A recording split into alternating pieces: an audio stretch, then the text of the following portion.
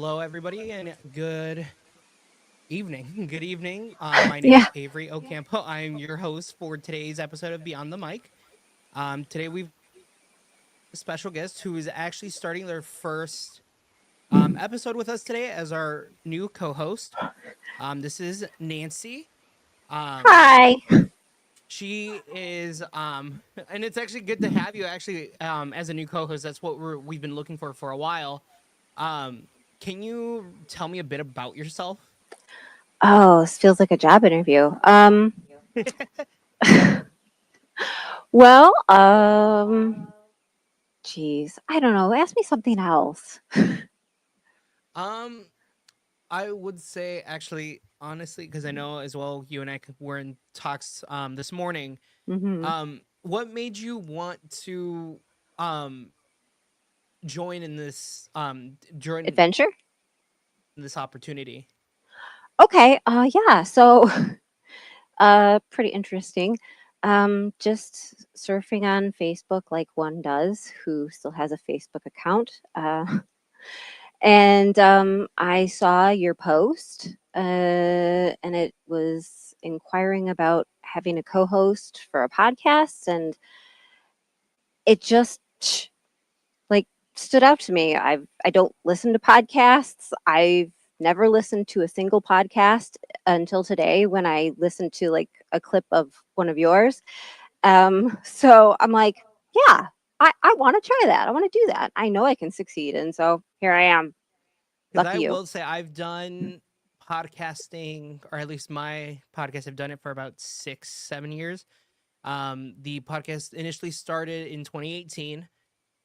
Within a year or two that LJ Entertainment Media was incorporated as a brand. So that really, I'll be honest, I was in middle school actually. I was in middle school when I started it. So this was actually over the Oh, summer my of heart. 2018. And mind you, as a young 13, 12-year old, I didn't think it was going to go real far. Mind you, the first time it blew up, I had, I think, about 1,700 streams, I think. Wow. Um, Nice. but that also, but at the time, I included like copyrighted music in as like their own segments. Mind you, this was just me being a kid messing I around. have this face for a reason, right? Something's coming. The bad part's coming up. And mind you, I at around that time, around 2019, 2018, I had interviewed a local radio personality at the time. And maybe weeks later, if not months later, the podcast was completely deleted off the platform. I'm assuming it was just due to a Oh. copyright infringement. So I was upset because I lost that interview and I could not I because I didn't have the Oh. files. I didn't have the files, so I couldn't really repost it or republish it on a Oh new no. platform. Um, so later on, I restarted the podcast. Originally, it just was called LJ Podcast. Then later on, it was talking tech and voice acting, and now because we're branching into so many different topics throughout the show and even in different episodes, it is just beyond the mic with myself and now you as our co-host.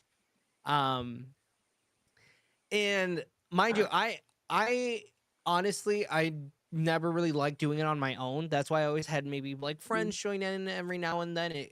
It just kind of got cumbersome to I lost really interest in it after a while because it was just me. But now that I've kind of decided to interview politicians, you can there. I'm still working on the interview as well with Mr. Lonas or well Dan Mackey. I'm still working on it, so that one I'm still fine tuning. I still have no real release date for it just yet. I'm working with the audio for it right as we speak. Um, Spoilers? I, I honestly I don't mind actually throwing a few spoilers out there. Okay. Um, I For the did viewers really and for me. honestly. Um, Hmm. we talked a lot about really how he got started in his career. Also, hi Kat, you're ruining the show. Not literally, he's not ruining the show. He's just up here. Um, but I did ask him really like, what was it like? What really inspired him at such a young age to get started into theater? I don't know if I can even pull up the full And list that was the of interview with Dan answers. Mackey. Yes, Oh, I love him. I love him. So, and you and I worked in the same place for a few years. I worked Maybe. 21 to 24. Okay. So, I started in 21 as well. I may have missed you Well, I was there in 21. because I was in two different departments, I will say. Oh, gotcha. So I wasn't really I was in the front and then I was in the attractions. Hmm. So I could have seen you walking around in the backstage area, but Probably. probably. Yeah. Or I saw Um you, just and we probably just I probably did on like an off chance, but mind you, since I'm more of like well, I have a closed true story to in. tell you. Ooh. I know, I know. I'm interrupting. So I don't consider myself anybody special or anything like that, but my Facebook Mm-hmm. I kind of keep, low key, whatever, however you want to put it. Right. And I think I think it was over a year ago you sent me a friend's request. And I I think so, didn't yes. approve it or deny it. And I saw the things, the commonalities, when you click on, like the who is this person?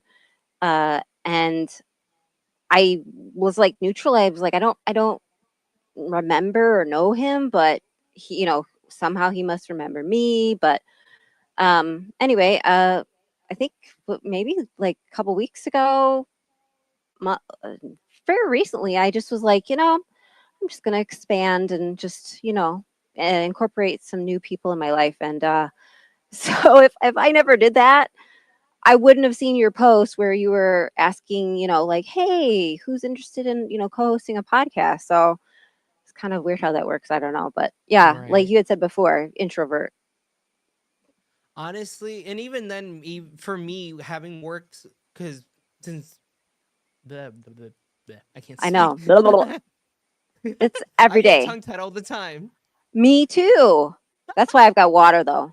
Do you ever water? Oh, You need to stay oh, hydrated. you're. I totally forgot. Hold on, For shame. got it right here. Okay. Funny enough, last night when I tried doing a debut podcast, debut episode, funny Hmm. enough, my friend and I did it maybe for like an hour. Really didn't go anywhere really in terms of topics. After that, I ended up just deleting the recording. But while I was doing that, there was a spider actually coming down towards my monitor, grabbed the Ah. empty water bottle and just scooped it up. Oh my gosh. That's a terrible I mean, you story. would think that's gross, but cats like this guy here, they eat them. And, good for them. Good for them. I like how he's just. I don't know. Whenever I'm working, doing radio or even my podcast, he likes to just jump up on my desk. Hmm. I don't have any cats. I have one pet, and it is a pupper. His name is George Stanley. My husband named him after the Chicago Bears. But anyway, when I was a younger adult, I had a cat, and his name was Billy Aminal, Aminal, Aminal, and he kind of looks like that little guy there, and he he was like a dog. It was so crazy. When I would get home from work, if I didn't That's kind of pay what him his, he if looks I like didn't pay him also. his propers, if I did not pay him his propers or give him as much attention as he wanted, he would get down off of, the tabletop when we had the big giant monitors, and the Mm-hmm. anyway, and he would go into my living room and knock over my fake fiscus ficus tree, knock it over, and then jump onto my shelving and knock over my figurines that a friend got for Oh, me jeez. from India. There was like elephants made out of talcum or something, not ivory, but yeah. Like But he knew. It's like, no, I know you're busy right now, human, but no. Anyway, at I that I digress. know cats can be stubborn, especially more Mm. specifically orange tabbies can be quite stubborn. Um Why? Because they have orange hair. nah, I think it's just more of their, I wouldn't say genetics, but more in their brain or something. I know Oh. actually. So going kind of on the topic of orange tabbies. So where you and I worked, I was waiting actually to get picked up. uh, There was one cat roaming around just meowing, but he was in a secluded area.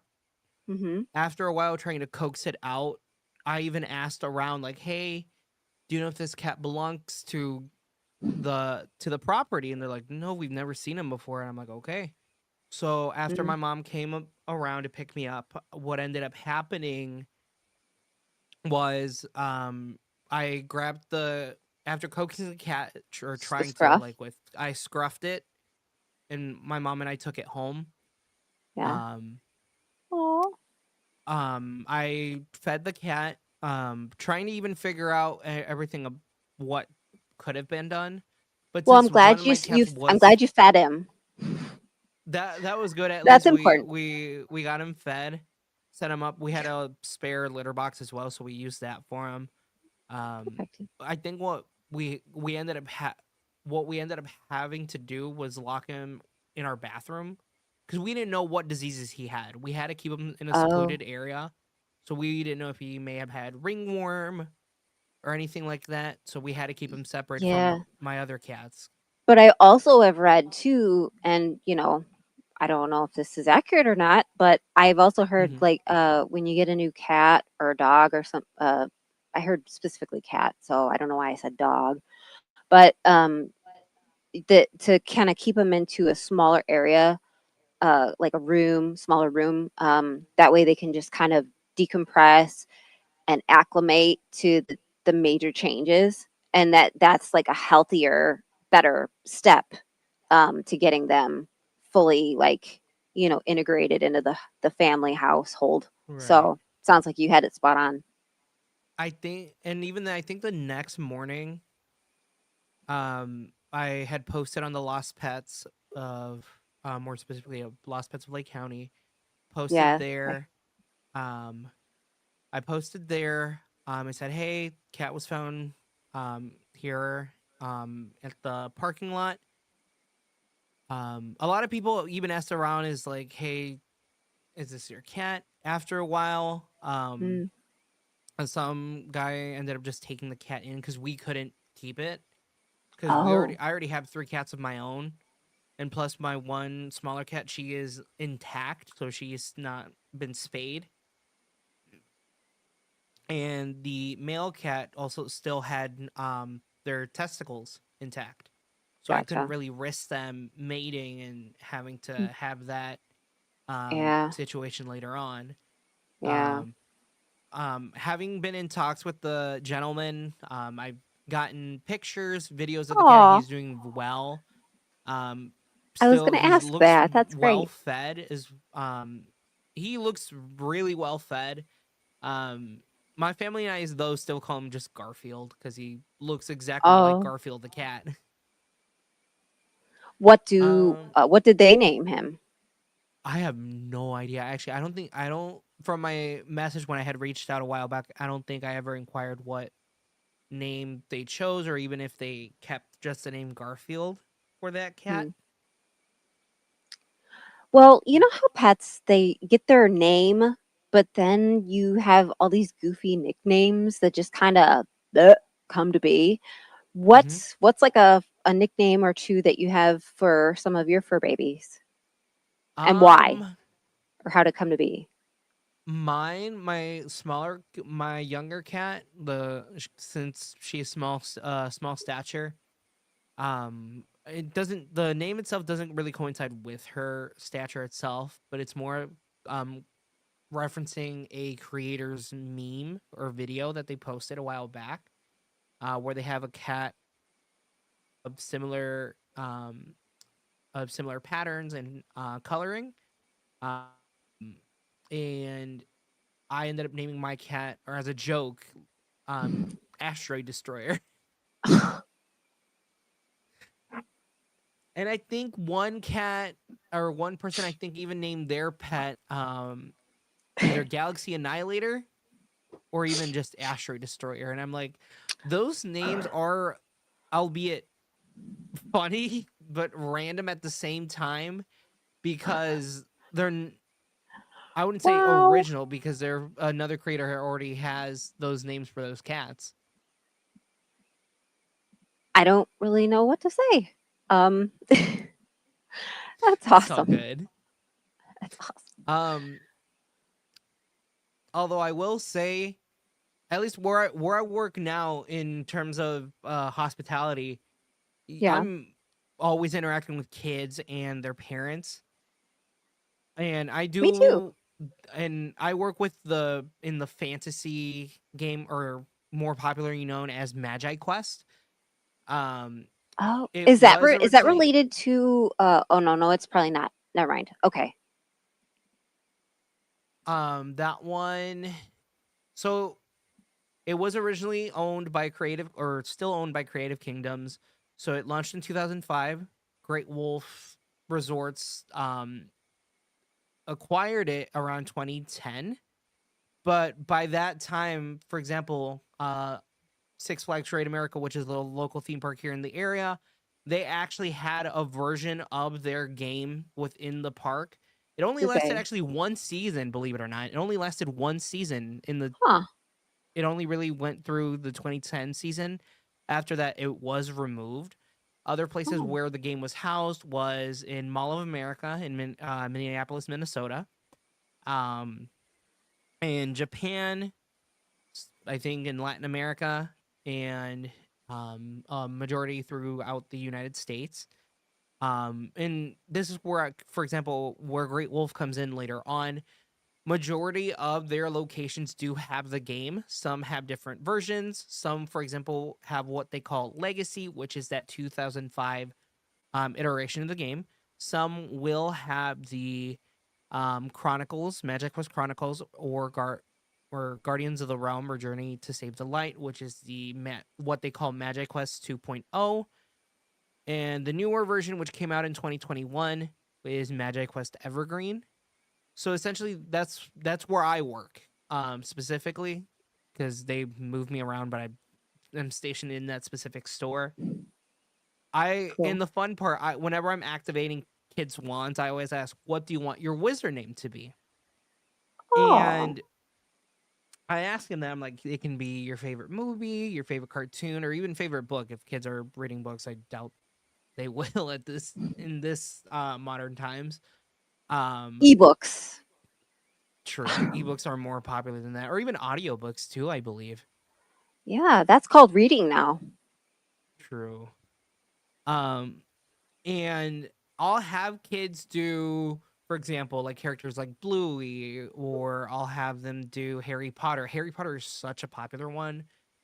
Oh, So I I bet. always tell them, like, hey, mix it up a little bit, do like Harry Potter 500, or add something to it so you know it's yours. Because if you see a bunch of Harry Potters on there, you're not going to know which one's you. Same with That's Hermione Granger as well.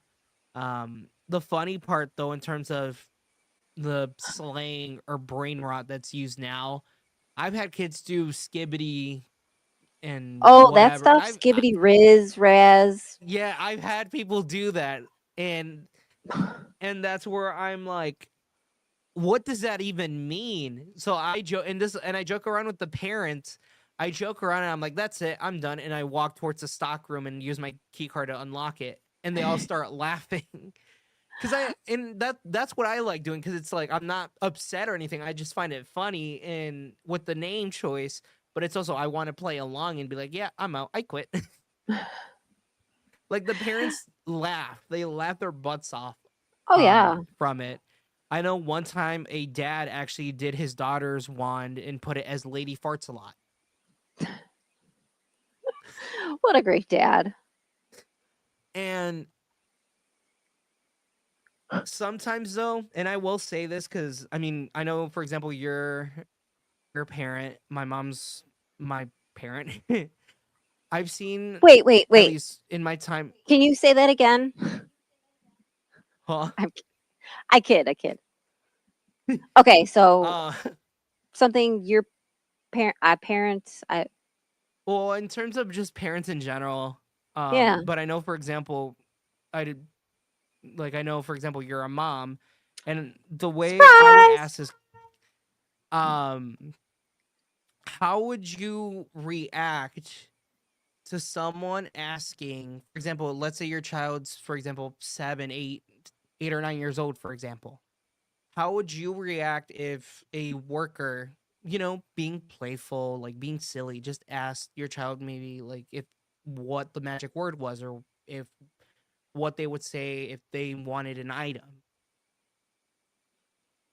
Because I mean, that's, oh, uh, go ahead. I okay, so well, obviously if we're going to be approaching you for something, um and we're in a line or whatnot, I'm already kind of looking ahead and seeing how you're interacting with, the previous guests or customers or Hmm. whatnot. And so then I know kind of what to expect. Like, are you, what kind of mood are you in? Are you easy to work with if there's a problem or a situation? And so anyway, when my child and I would get to the front of the line and be helped by you next. Um, if if you were giving that same positive, energy and playing, I would welcome it. Like if you were like burp burp burp burp burp burp for everybody, and then like my kid like bop, bop, bop, bop, I'd be like, no, no, no. But it, otherwise, yeah, for sure. I think that's amazing. I think it's super important uh to remember that you just have this one life, and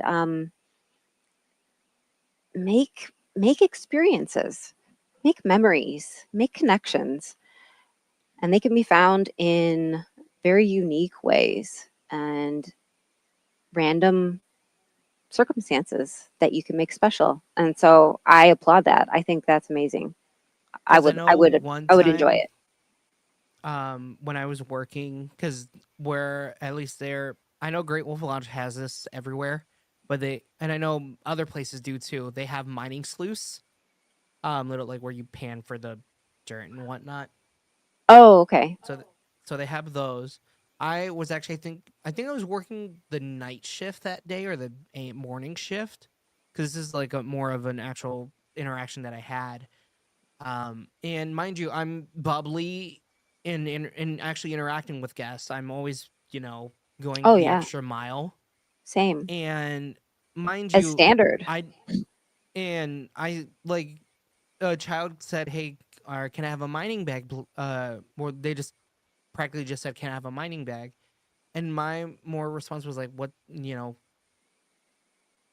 I think," and I think I said this like out of the out of the blue. I just said like, "Can we use our manners?" But I didn't say it in like I didn't mean to say it in a harsh tone. Oh. So, and um the mom later on comes up, confronts me. She's like, "Hey, you don't parent my kid." She's like being aggressive with me.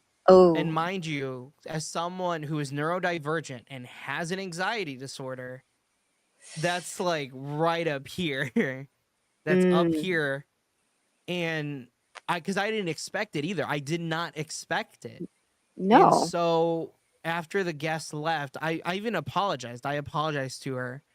Um, and it really took me max like 5 minutes or so to really just um recuperate and assist the next customer in line. because I was in tears that shift. Oh yeah, and you've got like the big eyes. You're trying to kind of keep the tears from coming out, and you're like, And yeah. mind you, the next guest, and I kind of explained what had happened as to why I was that way at the time of the interaction to another guest. I Hmm. was able to get them all squared away, but it took me a few minutes. But even then, they're like, "Hey, don't listen to that crap. The lady was just being a big a hole." I've been the next person in a line and seen how someone had treated them, and I'm like, are you okay? You know, like it's like, geez, some people don't have Because even manners. then, in general, um, I even then, this is what I say as well. I always feel as though when guests, in general, at any job, at any place, fast food or hotels, what have you, when people say, "Oh, I paid this much money and this is what I shouldn't be," or they'll say, for example, "Oh, I paid $1,000 to be here. I don't know why isn't this working? Oh, they Why deserve. didn't I get this?"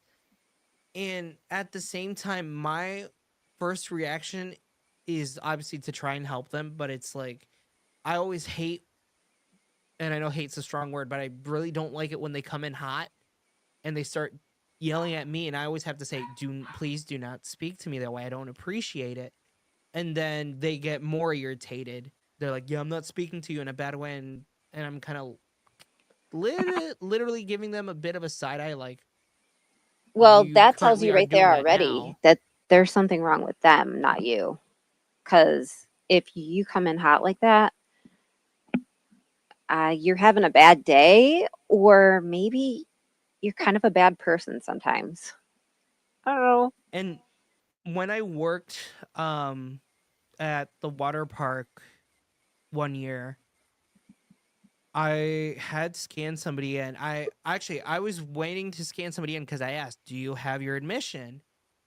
Um, because they're apparently they had a parent wheelchair in a wheelchair.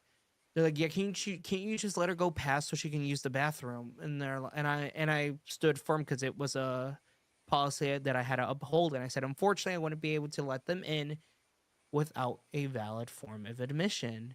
And their responses was that, "Oh, you're just gonna let her just sit here and wet herself?"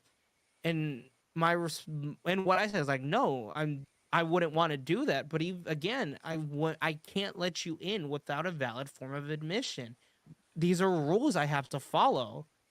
After they got scanned in and squared away, mind you, one guy spoke Spanish, the other lady was I know that I Caucasian.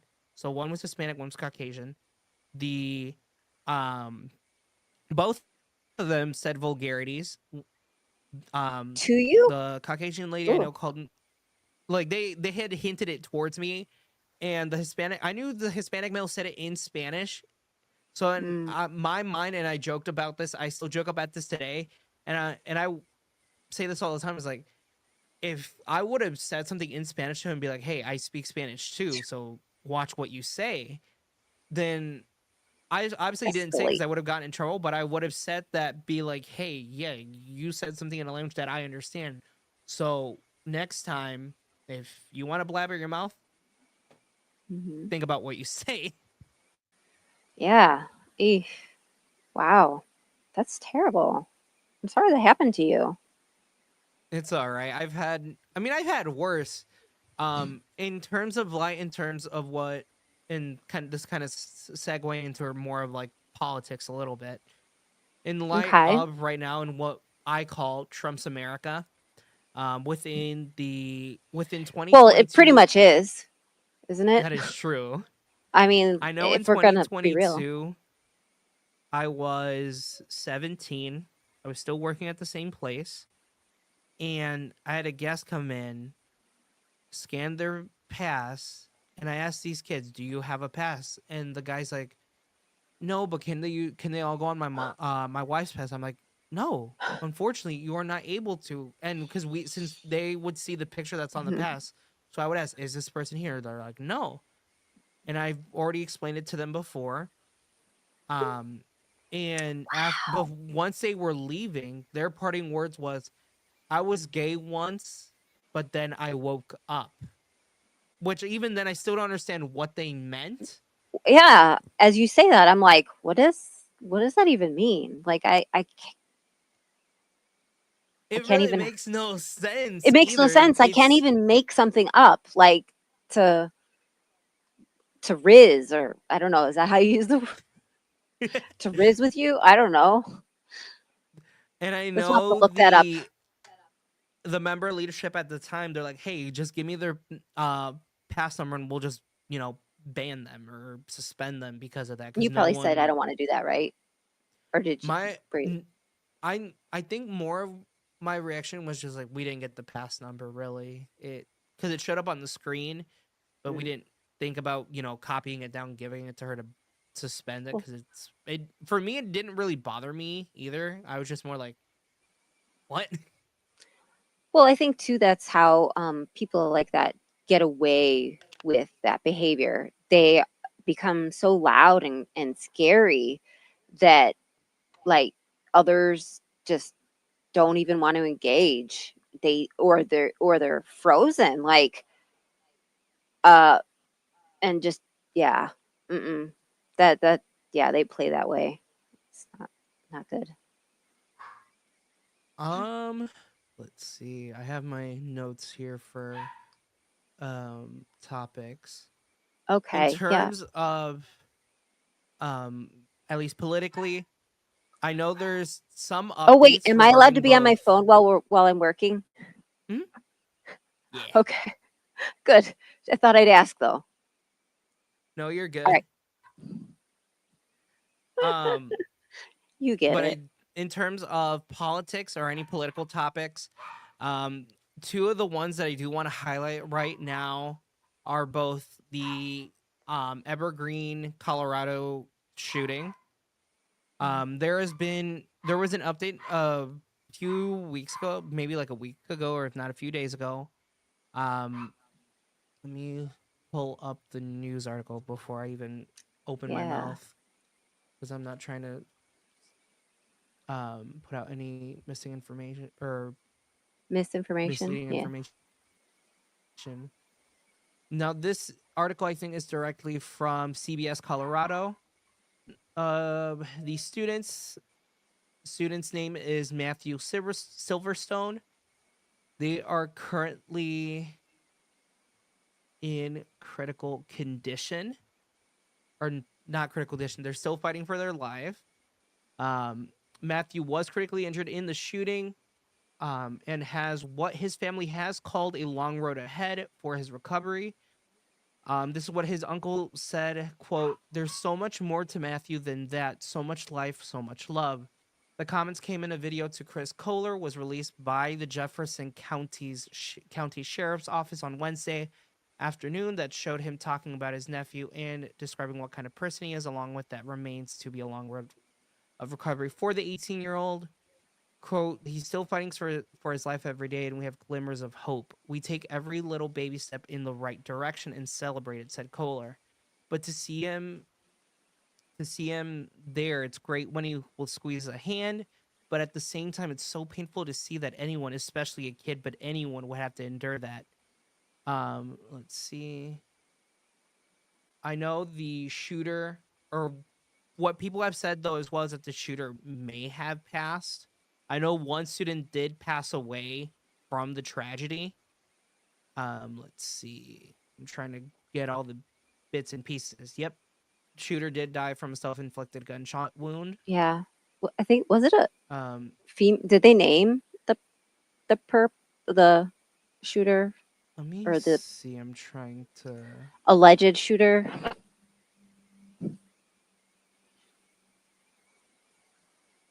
Okay, perfect. This was from say today. This is Yeah, and from September 11th. Two teenagers. This was at the time of the article being written. Two teenagers are in critical condition after another teenager who has since died is suspected of opening fire in a Colorado high school, according to authorities. The suspected shooter has been identified as Desmond Hawley, said Jackie Kelly, a spokesperson for the Jefferson County Sheriff's Office, during a Thursday, September 11th news briefing. On Wednesday, September 10th at 12:24 p.m., while some students were at lunch, Jefferson County's County Sheriff's Office received the first reports of the school shooting at the Evergreen High School, located about 30 miles southwest of Denver, where the shooter, armed with a handgun, fired shots inside and outside of the school building. The male student who opened fire died from self-inflicted gunshot wounds, according to Jefferson County's County Sheriff's Office post on Twitter. It didn't appear that officers fired any rounds, stated Kelly. Following a brief lockdown, the high school, which serves approximately 900 students, was declared safe by law enforcement. According, at least this is again from the date of the article, the investigation is ongoing and the FBI, along with multiple other agencies, are involved. According to the press officer or or I should say publicist for the Jefferson County Sheriff's Office, he was radicalized by some extremist network. That is a direct quote from the public relations team.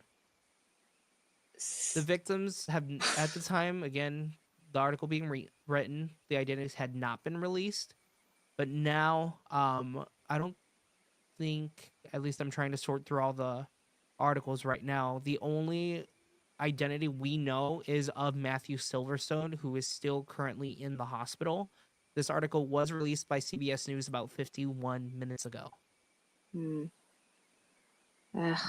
I remember when I was a younger adult, when Columbine happened. Because I went through school without having to do practice drills for shooters or anything like that. That was not my reality growing up. Uh, I mean, we did tornado drills, and Right. we did uh, an earthquake drill because earthquakes were a big deal in the 80s because they were anticipating the big one. Um, and yeah, having to like be against the wall or like under your desk or whatever, but we never had to practice for shooters. And uh my two sons that have the last one just graduating high school recently, they had to go through a very different experience as so many young people in our country. And it just hurts my heart. Hurts my heart. I know, and I know for one of your kids, because we're about a year apart, I think.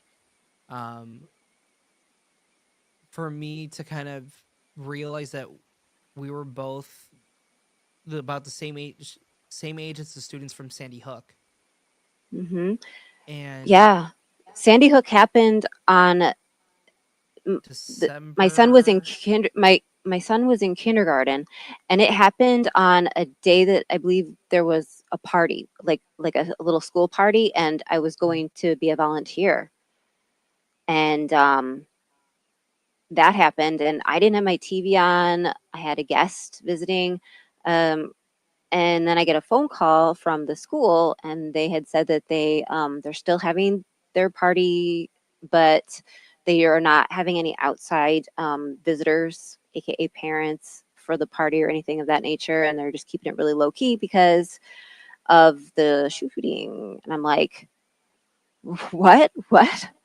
And then so turn on the TV, and yeah, I learned that, and that was just like. Oh, just hurts my I heart. I don't. What do you say? What do you say?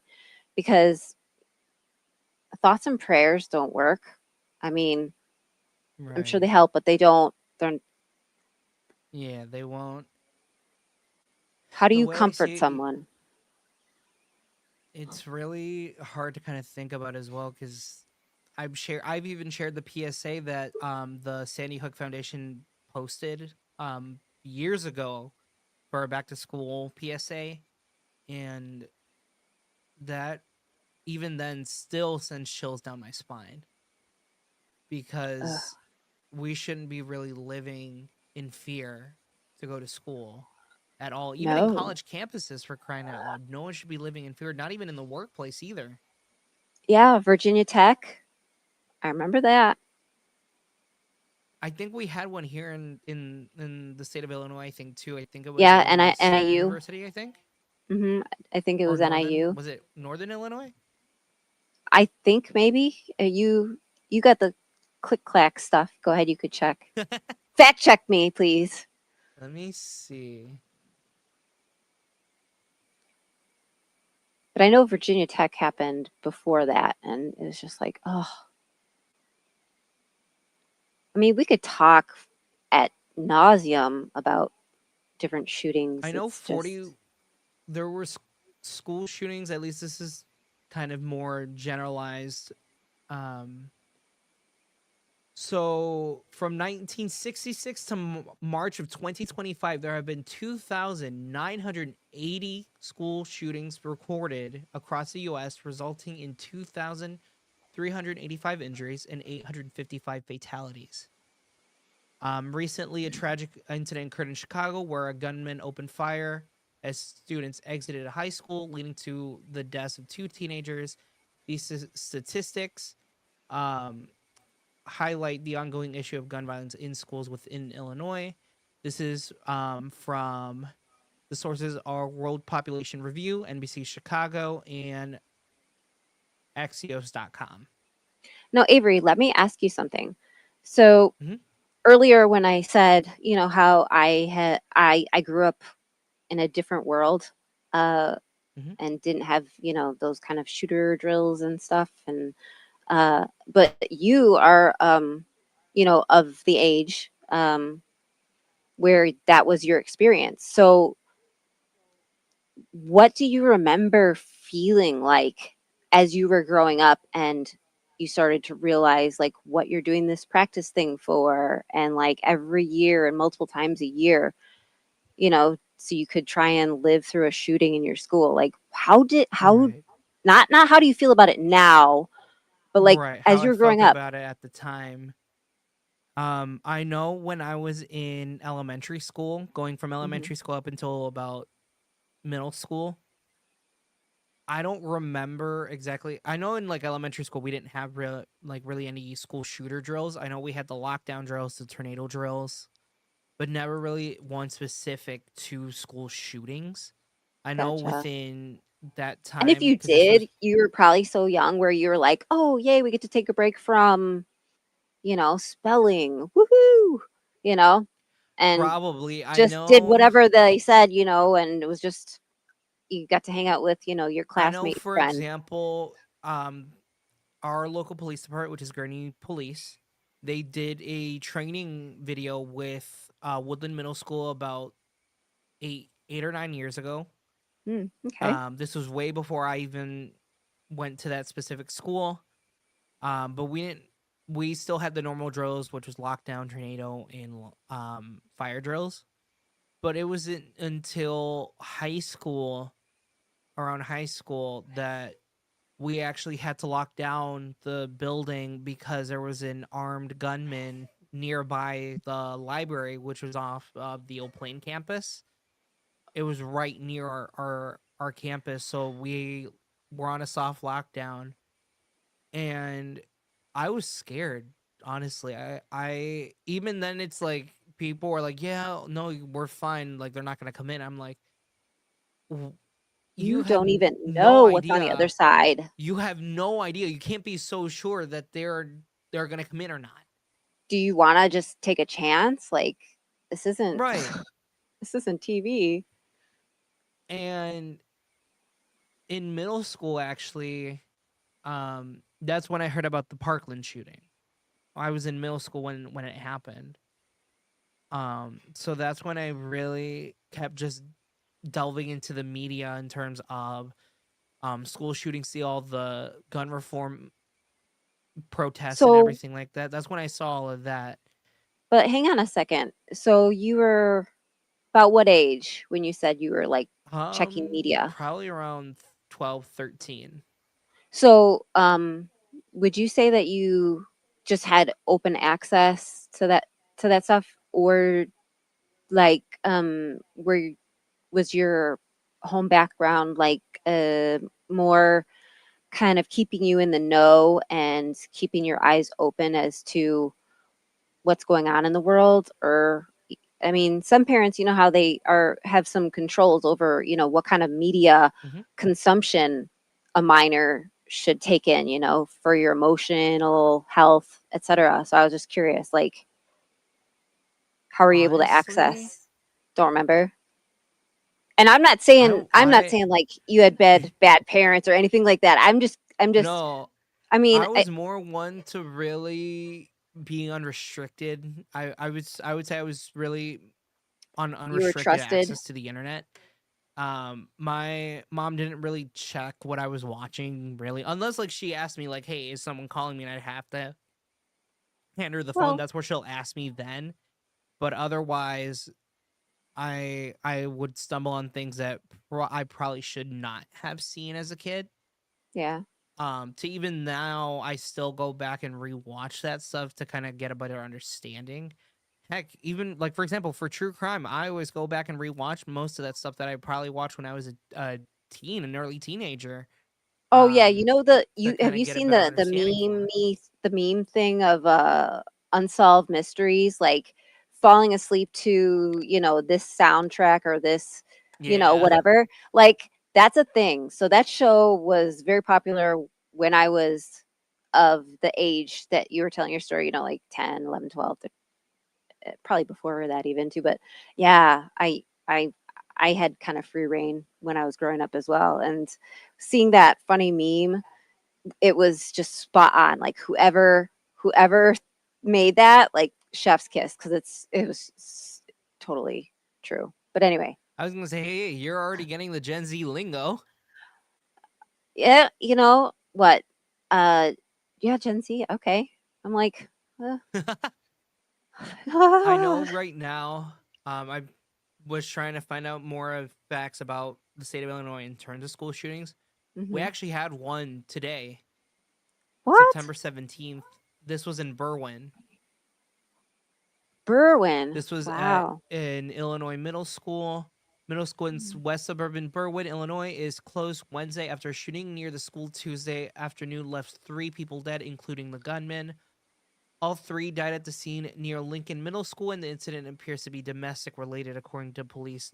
Berwyn North School District 98 said in a statement that none of the individuals killed were students specifically, but the school itself was on lockdown by that time. Once they got, the intel that there was a altercation by nearby. Officials with Berwyn police said officers heard gunfire near the school just after 4 p.m. The school day had ended and no students or staff were inside the school at the time, were hurt, but plenty were still around when the shooting had occurred. Oh, That is insane. yeah. It's just, that's Yeah, just that's, and terrible. I'm kind of like trying to also zoom in on the image because I don't even think I'm assuming they're on the image that was captured by one of the choppers. Looks to be the firearm that had been used in the shooting. That's what I'm thinking it was, but I have no idea because the image itself looks so.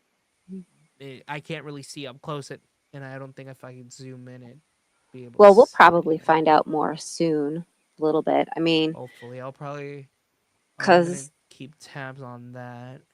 I think, yeah, because there's no pending trial, so it's not like a judge needs to seal, you know, different aspects of Right. the, potential case. I mean, please do protect our eyes from the imageries. But yeah, other than that, we'll find out more. I'm sure. Ugh. That's what I'm trying. I'll keep an eye on it as well. Um, and then I know Domestic abuse is no joke, and I know, it's not, keeping it and light, but um, there's something that came to mind. Uh, hmm, I remember when I was a freshman, so this was like what, 94, 94. My mom's very good friend that she grew up with, um, the brother was having marital issues, and um, he unalived his spouse and then himself after like a hour or 2 hour long car chase standoff thing, and that really hit close to home. You know, before that, it was, you know, something you would read in a newspaper or, you know, see on the television or what have you. But that was like in my face. So anyway, And even then, it's like, I mean, I've heard of, and I've seen and heard of domestic cases. I know one, a childhood friend of mine. I don't think it's been probably about eight, 7 or 8 years now since we've talked, but mm, um, and we became friends around 2012 when we were about 7 or 8, or like 6 or 7 years old. I can't do I'll let you keep up with the math. math on that. Around there, but um, his mom, like, fast forward years later, because mind you, my mom really didn't like this kid's mom, because she would constantly like pinch my cheeks and like touch my face all the time. My mom found it weird and really Your mom had uncomfortable. the spidey sense. And They always years say trust your later, gut. that's what I feel like my mom ended up doing later on, because years later on 2018, I think this was also the time during the time that John McCain had been or had passed away as well. This was, I think, around the time that John McCain had passed. But my mom had asked me, "Hey, did you read the news?" I'm like, "No." And he's like, "Hey, yeah, your friend's mom killed her husband." And I'm like, "You're kidding." What? She's like, "No." And I had to look it up myself, and apparently she had um killed her husband in a custody battle and divorce situation. Wow, that's sad. Mind you, I think she's still behind bars. I'm assuming they're probably gonna have her sent back to her home country in India, if anything. Even though this was like 6, 7 years ago, I would doubt though as well. She's probably still in prison here, but having read news articles about the stabbing after, if I remember correctly, from reading the article Sh- after. Alleged, it was allegedly done by stabbing. Hmm. That woo. They always say that's up close and and personal. and after it had happened, apparently she had run off, but then had called 911 on herself.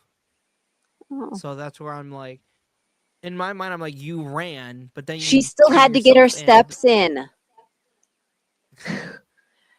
Before they I know took as her into custody, well, she had to get her steps in. Perfect sense. I know as well during uh this, I think this must have been during COVID. Um at the apartment complex my family and I had lived in, there was a murder right nearby my apartment, and it was Okay, a so I friend of hope my you're taking sister's. notes because we're gonna need updates to these all these stories because I'm I'm not gonna inquire as to personal information over social media, but you know a little bit more of the facts of like location and who and whatnot. And yeah, we got to find out Right. what's up. So anyway, okay, so Cuz I so know cuz I know exactly it was on the morning of February 14th of 2021. And I'm still shocked. It was on Valentine's Day, for crying yeah. out loud. Like on the day of love, I guess. Well, my Um, husband says it's just a Hallmark holiday. Honestly, because Hallmark be selling all their Bad merch joke. right there. Bad joke. Sorry. Not sponsored. Isn't that what they say on the tubes? I Not know, sponsored, but I wish I was. Call me. but I know that the morning of Valentine's Day of 21, um, Lake County Sheriff and or I think it was Waukegan Police at the time, they had come knocking, asked if we had seen anything within the hours about 5 or 6 in the morning. We had let them know that we didn't because obviously we're all dead asleep. Who's going to be awake at that time unless you're working? Um, Crime scene tape is around the scene. There's trucks, so I'm assuming as well as the forensic. I know forensic team was out there, and the rest of the police department. Um, and my mom had it, even talking to my sister about it,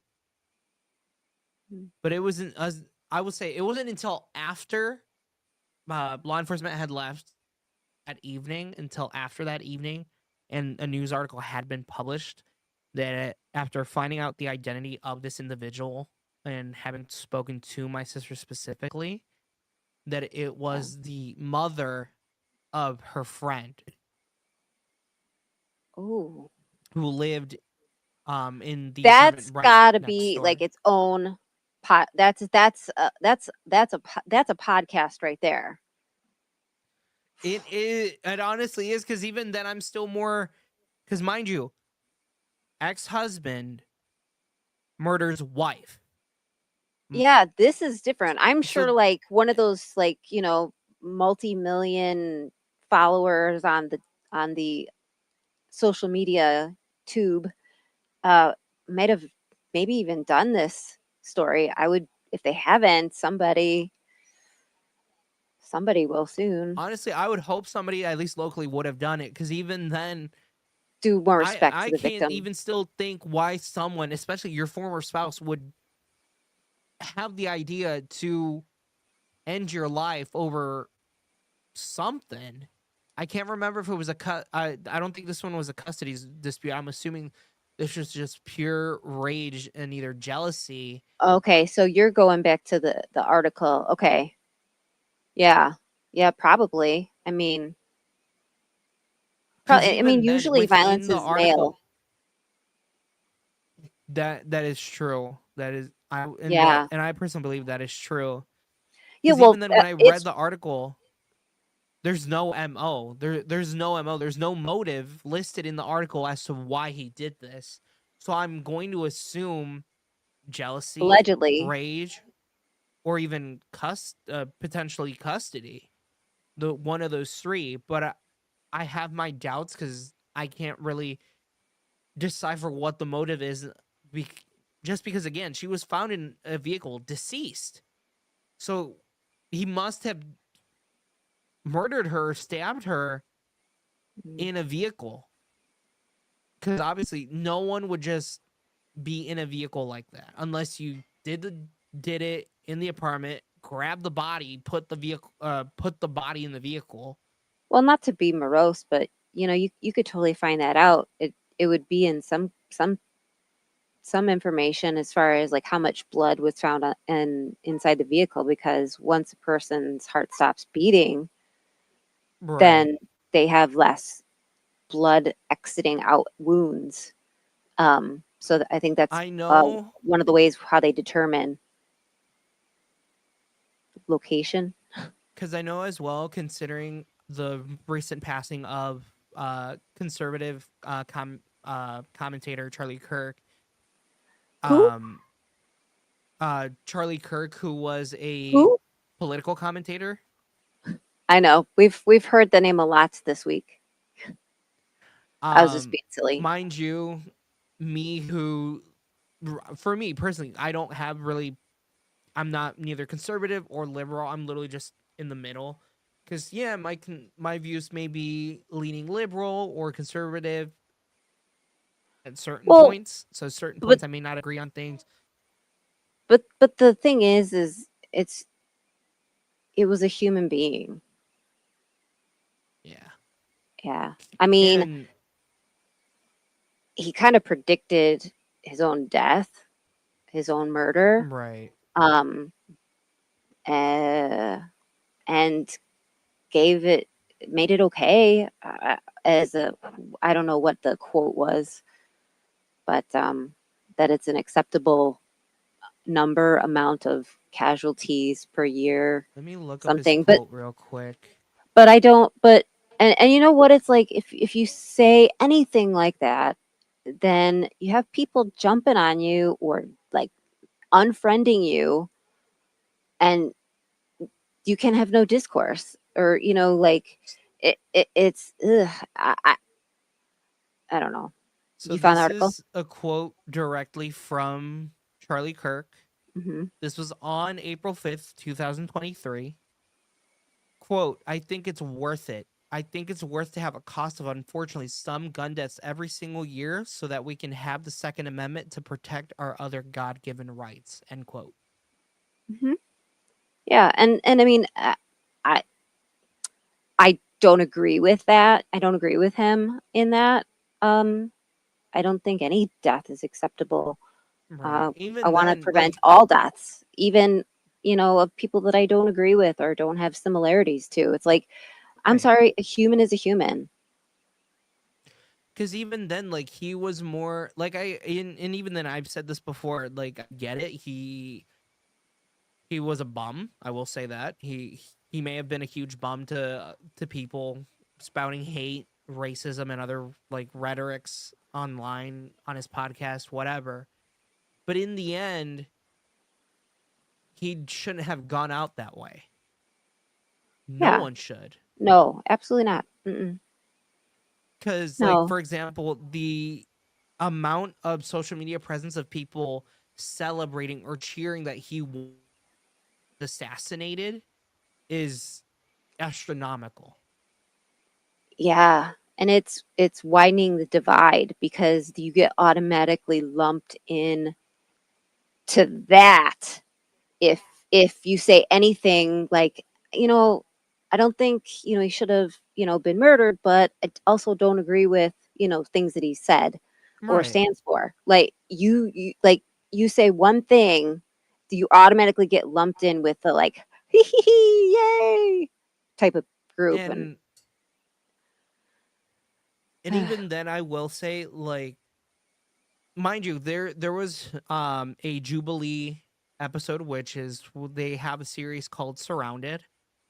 He was featured on that where he was surrounded by 20 liberals.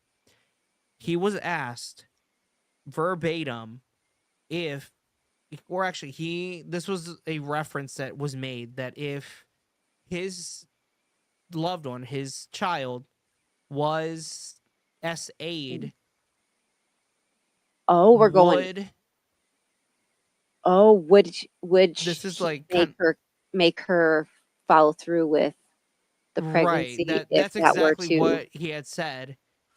And even then, for example, for me being male, I really don't have, and I never have a say in abortion, really, because, like, again, I don't have those reproductive organs, so I don't know what women go through.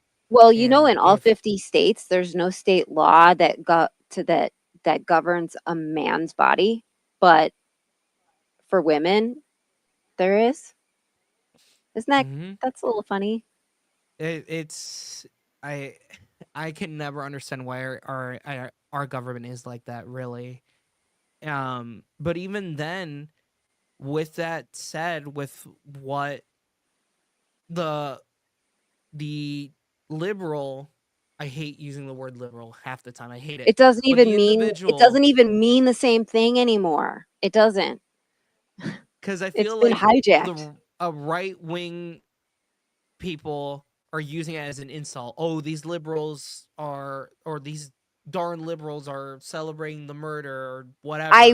I'd rather be called a liberal than a snowflake, though. That one Yeah. was a little silly and quite old. Yeah.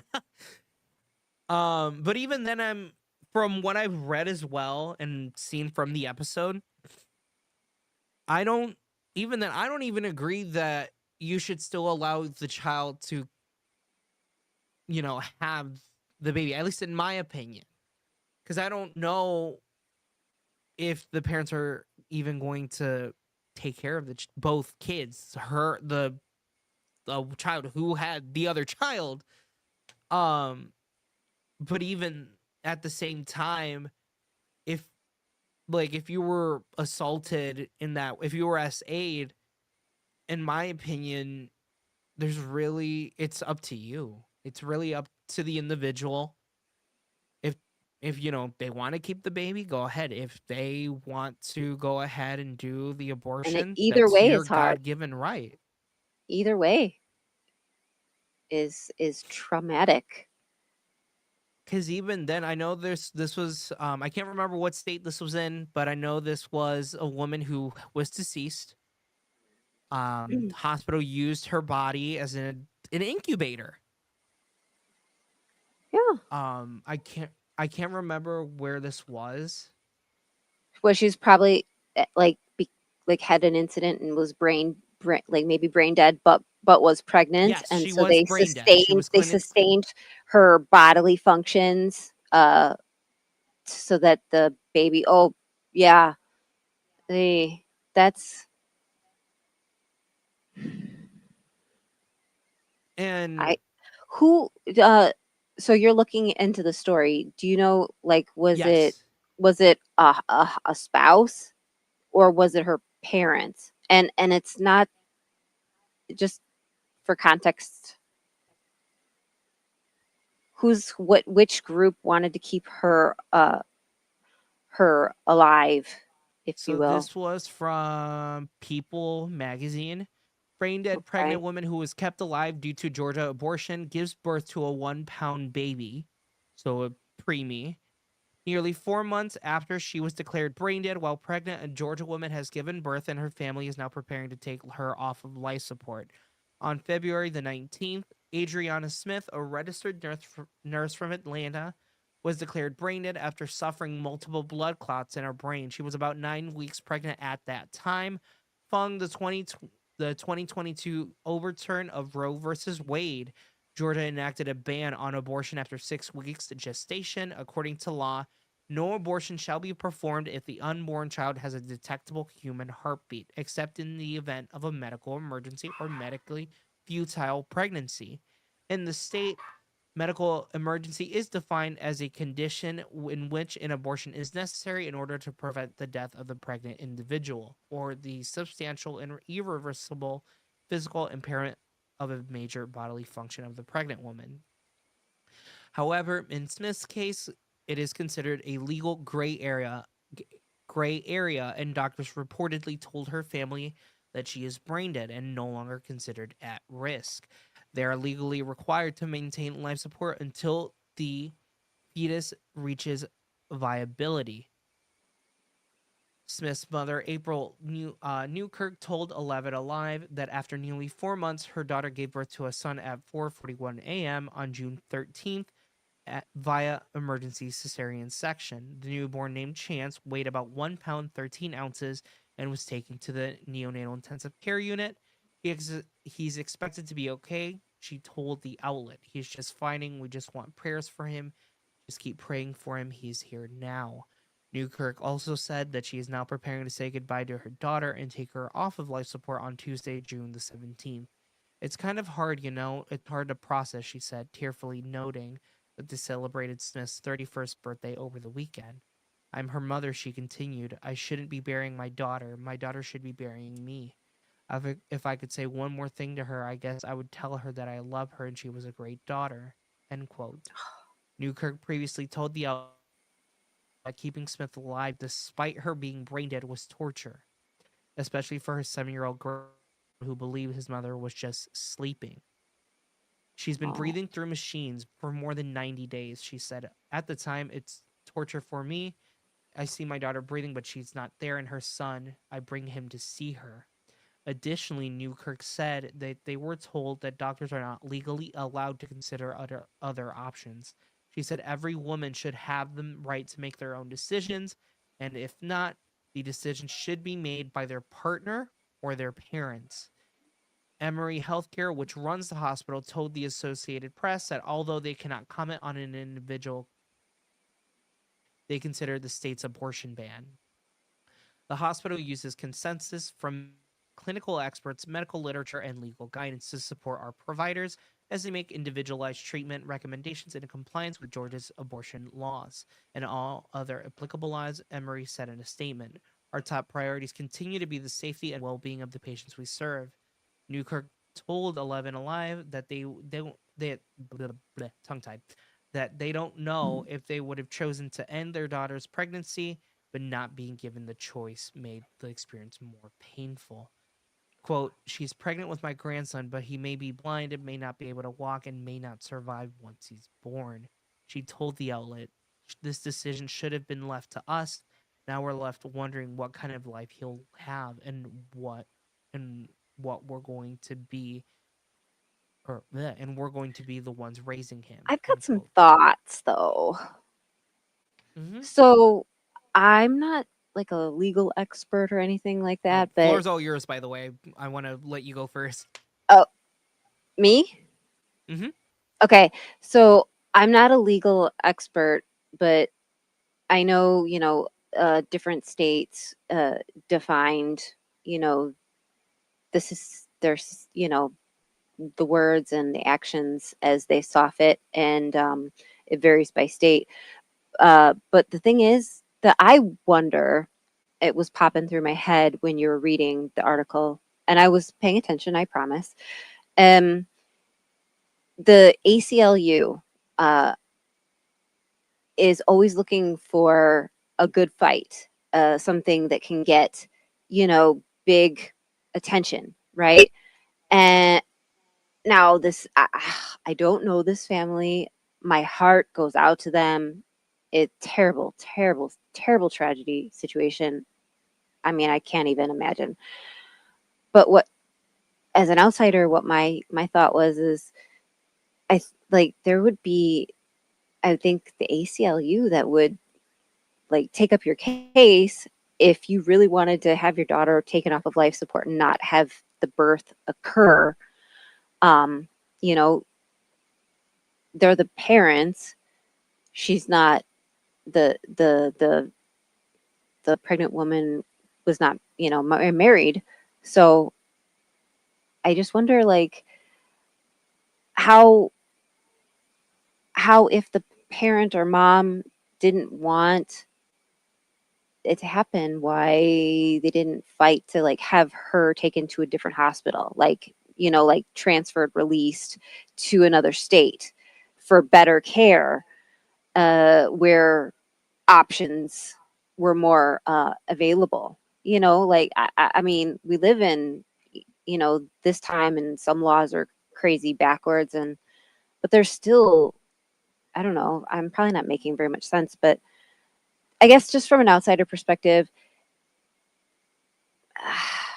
I mean, I if I was the mom, I would have got the ACLU involved. They would take up my case and help me to get my pregnant daughter out of that hospital and out of that state and under the care, in a state and hospital that I felt more comfortable with to treat my daughter, um, the way that uh, I thought was appropriate. So, does that make Because sense? even then, So it's the like, more, I just don't because even then, understand. the more disheartening, Because then true, or the it's like the the parents, they wanted to like, oh man, people are gonna hate me for this.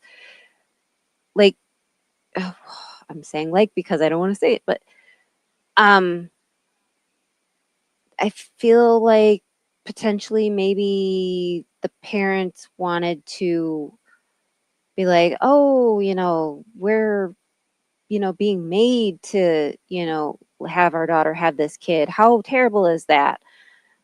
It's the, the hospital and the state. But maybe when they really did want to have that last piece of their daughter, uh, but want, they didn't want the other side of that where they're coming across as like wanting to keep her alive to follow through with the pregnancy in a state that, they were secured, and that potentially happening if nature, as it did, um, take its course. But yeah, I mean, I could see where they would be like not wanting to have people judge them, for treating their daughter like an incubator. So maybe they put it off on the hospital and state, but they really did, like, in their hearts want that, you know, want to have that piece of their daughter. Not in a I don't mean it in like a icky, disgusting way, but I mean, when someone's going through grief and trauma, I mean, who are we to really, I don't know. I don't know. I mean, what do you say? So, I'll stop talking for now. The one thing, the one thing that's really concerning for me, really, especially since the child was born, is really what the family's gonna have to face since the child was born so early before the like normal gestational period, which is about 36, 38 weeks, I think. Well, I think I mean I've read that what around it's like 20 weeks, 18 weeks, sometimes 17 weeks. Some babies have, or some, I call them babies, uh, have survived, and you know, often with difficulties, struggles, but there there have been some that have made it that early off. So I think they, with a lot of medical intervention and things of that nature. I know that there's a Because I special know, steroid that they help advance the lungs because a fetus, a child it, the lungs are one of the last things that develop at the very end of the pregnancy. So when they are going to have like an emergency or they're planning for an early birth, they do the steroids oh, to I help wish get my the lungs mom ready. knew that by when I was born, because I was born about 24 weeks gestation. Oh my So goodness. Hmm. I kind of wish my mom knew I think about it that was as just well. newly emerging um, stuff. Yeah. So, but I mean, Because even then, my with that being my concern with the child, because who knows what the long term effects will be? Because for example, like for myself, I had a intraventricular hemorrhage. It had gone to a grade 4, which is kind of similar to a stroke. Um, oh, which then developed into hydrocephalus, which is more commonly known as water on the brain, which had to have a a shunt. ventriculoperitoneal shunt, yep, put in. I had a Um, friend in high school that had that. and even then, it's concern. It's gonna be concerning, especially if you're a new like grandparent or just a parent. Like for example, if they're a new parent, it's gonna be hard on you to have to go through months, if not years, of therapy from PT, OT, speech therapy, as an example. And I feel as though parents or and even grandparents, especially in this case, it's heartbreaking to have to see them go through all that, especially without their daughter. I definitely don't disagree with you. It absolutely is. But I think what is also true, because it's not one or the other, right? More Hmm. than one thing can be true at the same time. Uh, I mean, you have value. You are appreciated and loved and cared for, Right. and so I, at this, if the child is having lung issues or any other of the, type of potential health issues, there's Hmm. still a joy to somebody, there. Right. And yeah, it's hard, it is, it's hard, uh, but you learn to adapt. You learn to adapt. I know for more kind of like segueing into something more upbeat, more positive. But bum. What is? Oh, by the way, that's Fred. We're actually getting He's been here the onto whole that topic time. as well. We're going to it. He's been here the whole time, What? and we did not intro Fred. Poor Fred. What's up, Sorry, Fred? Fred. Sorry, Fred. Um, When it's kind of Christmas, he gets segueing a into Santa that. hat.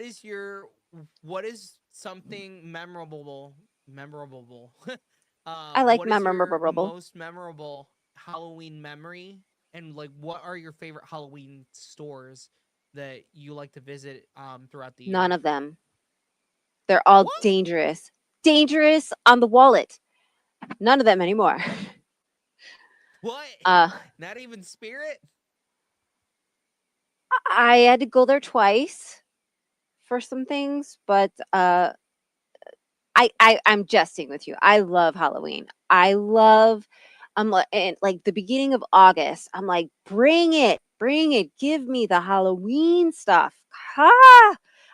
I keep looking for it like on the internet, on different websites and storefronts. And so I mean, I love Halloween. I wish I well some of my stuff in my house here is like it's Halloween all year round.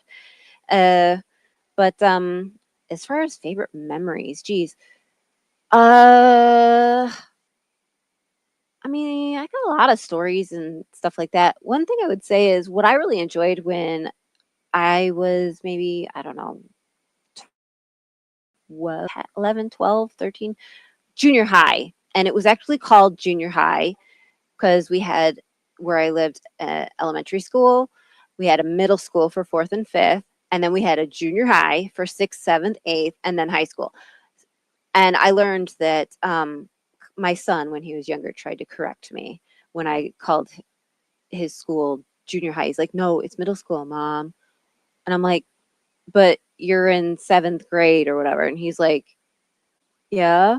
So I had to like tell him the whole that whole spiel I just went My through. But high school teacher for history when I was a freshman, he called it junior high on the I think first day of the because semester. they really was junior high was sixth, seventh, and eighth. But anyway, so around that time, uh we there was no like Sunday from 4 to 7 trunk or treat kind of stuff, which works great for some families. And if it's that's something that works great for you, good for you.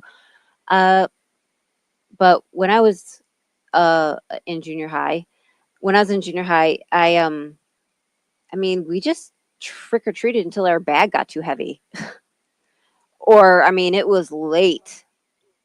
I remember trick or treating in the dark.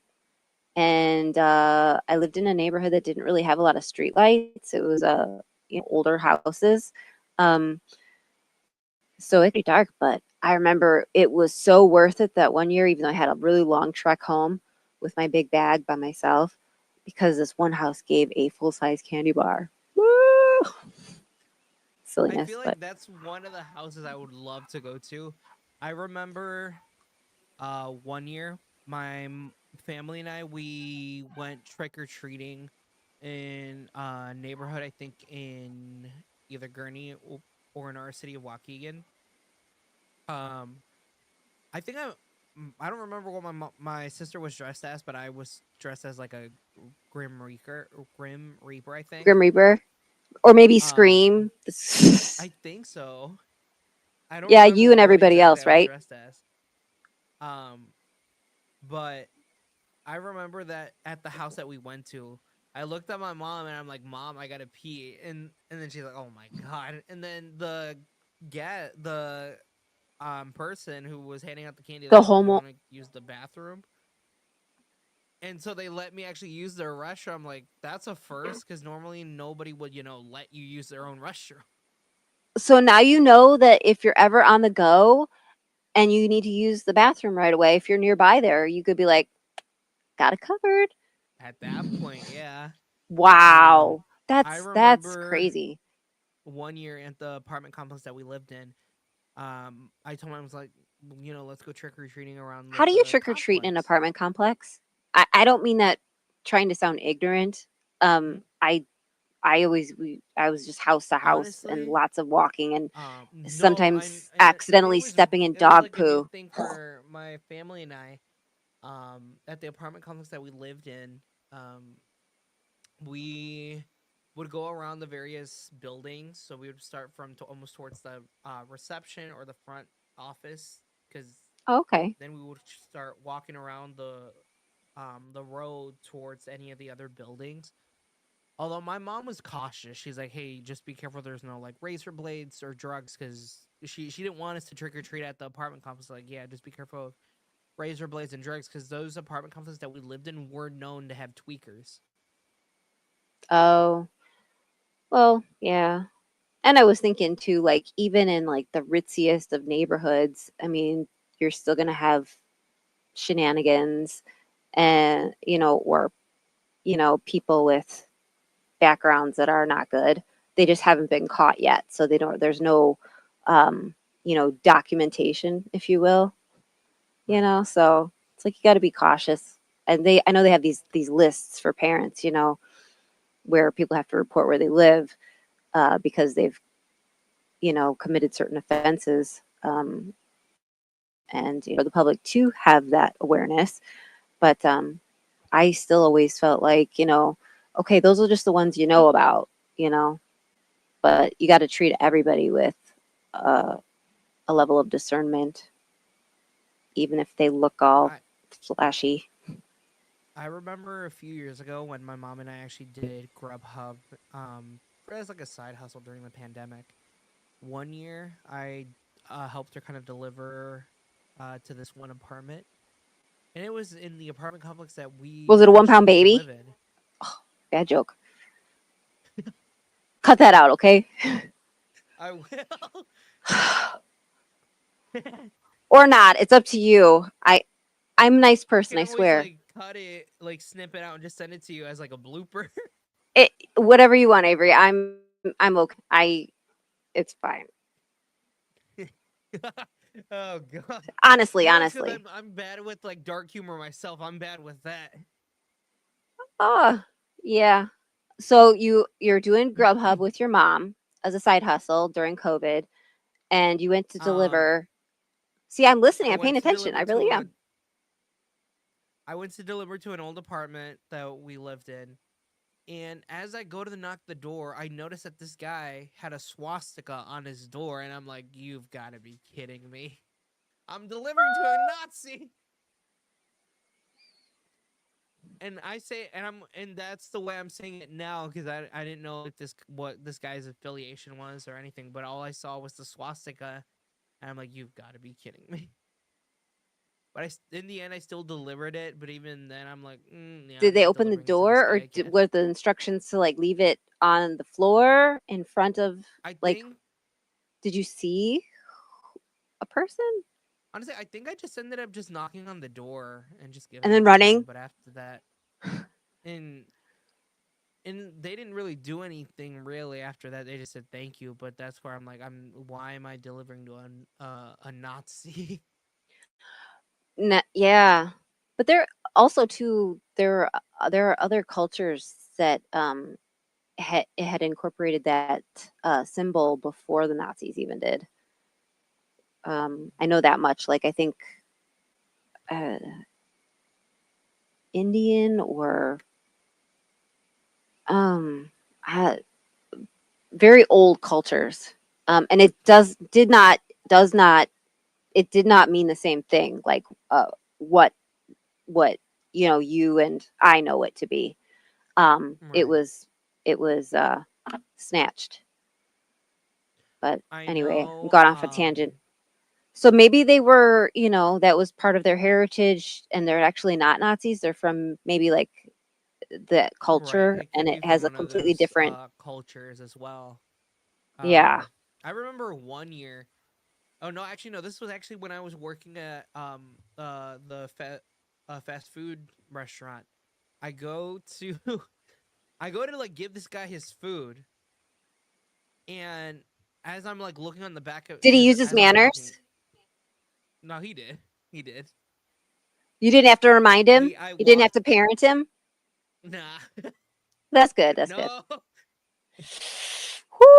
But I Whoo! remember um walking up to the truck and I see a Trump 2020 sticker. I'm like, you've got to be kidding me.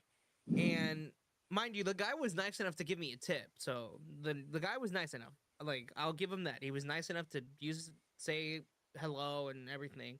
But he greeted me. He's like, "Hola," and I'm like, "Bruh."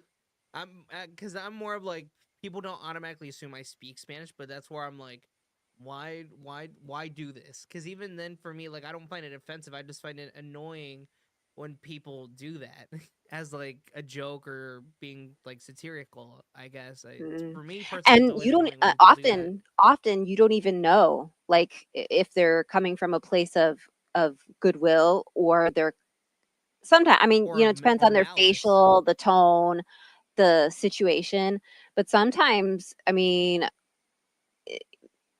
there could be, a person or two who's done that, who wrongingly assumed, but was trying to do nice thing, I guess. I don't, you know, I always kind of have an inside joke, and I'm like, I'm half Hispanic and half white, because I've got a tan. I've got a tan right here from the amount of times I would work out in the sun. It's like the only joke I make because it's funny. It's like more of an inside joke with family, and it's my mom's like, "You're not. You're Hispanic." I'm like, "I know. It's a joke." and proudly so, whatever. Who cares? I mean, Because even then, keep it's it. I don't. I will say, like, kind of veering off topic for a little bit again. What We I don't might do understand that is occasionally. the doctor forms where they're like, "Yo, what's your race and what's your race? Hispanic, white." Or they'll be like, you'll have to, for example, let's say you're Caucasian, Hispanic or African non-Latino. American, right? Or I'm for like, what does example, that when even I've had to mean? do it, I'll do race as white and then ethnicity Hispanic. I'm like, that makes no sense. Yeah, I always thought that Like, was it kind of. really makes no sense. I'm like, just fix your forms next time, dude. But there's gonna be one person who's gonna be like, it's this way because and how, period, I hate when people get canceled. technical. You Actually, know what I mean? I mean, my mom was getting if we technical had with a me. giant audience, we would have people like, you got this wrong and this wrong and this wrong, and it's like, I hate people who are so we're nitpicky about things like that. when we know better, we'll do better, but we're learning. Yeah, I know. I know So, earlier, actually, my mom was kind of being technical with me. She saw, because we were at the laundromat getting just laundry done.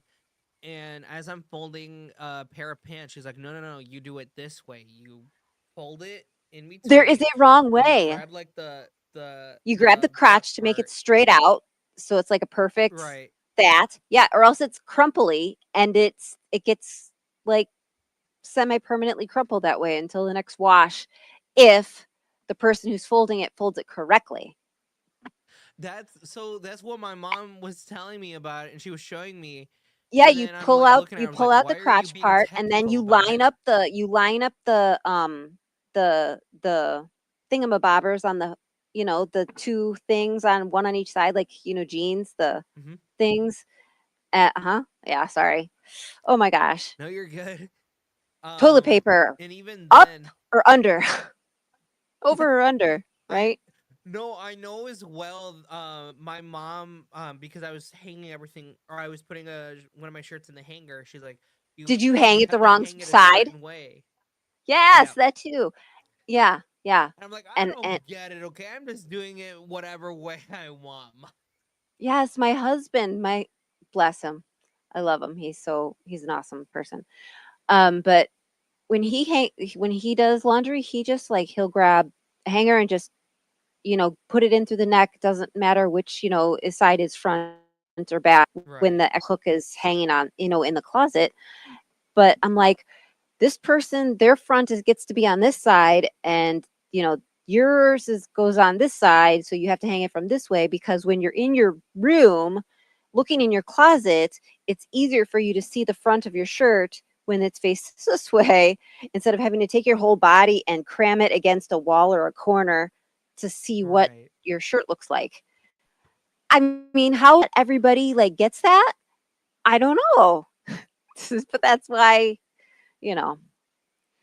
I know for me, I was kind of technical with my mom because I have a lot of shirts, or well, I wouldn't say I have like a few of like nice shirts. I have one from Ralph Lauren, one from Nautica. That I one of them I got from Burlington. The other one I actually directly Isn't bought it at Ralph Ralph Lauren because they were Lauren? on sale. Ralph Lauren. Somebody's Oh going to correct us. There's going to yeah, be one person.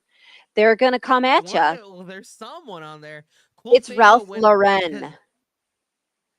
on Spotify I get comments. I got a comment once when I did an Animaniacs themed episode, and Animani. Totally I got a insane. comment where this person said, "As a gay rats enthusiast, I love that there is a 2 hour episode talking about these little guys." I'm like, I know, because we're talking about Pinky and the Brain, or the ship that goes where people call them Brinky, shipping Pinky and Brain. I'm like, why? Oh, I don't even know what ship means. Like I get it like a super fan kind of thing. Like, oh, I ship Mhm. her. But like what the like I only just kind of put it together like my own idea based on the context of when I saw it used often. But Right. I don't know. And I've If got I remember correctly, and I'm assuming you're, I think you have, I think your oldest, I think, they would probably oh, tell you as time well. out really quick. Mhm. My son has to let my dog out. You can meet my dog really quick. Yeah. Sorry. We tried to hide him. Would you lift him up and just George, say hi to the people. Oh, hi, Oh, George. Hi, bud. hey, hey, baby. Okay, Oh, I thanks, can hon. hear him breathing in there. He's like, Right? Yeah, he's I really got a lost both sniff you. pugs and Frenchies for that. Mm, yeah, he uh he acts like he's 10 times bigger.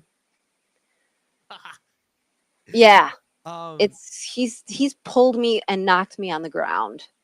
I've I that I that's have some a really husky video. behavior there.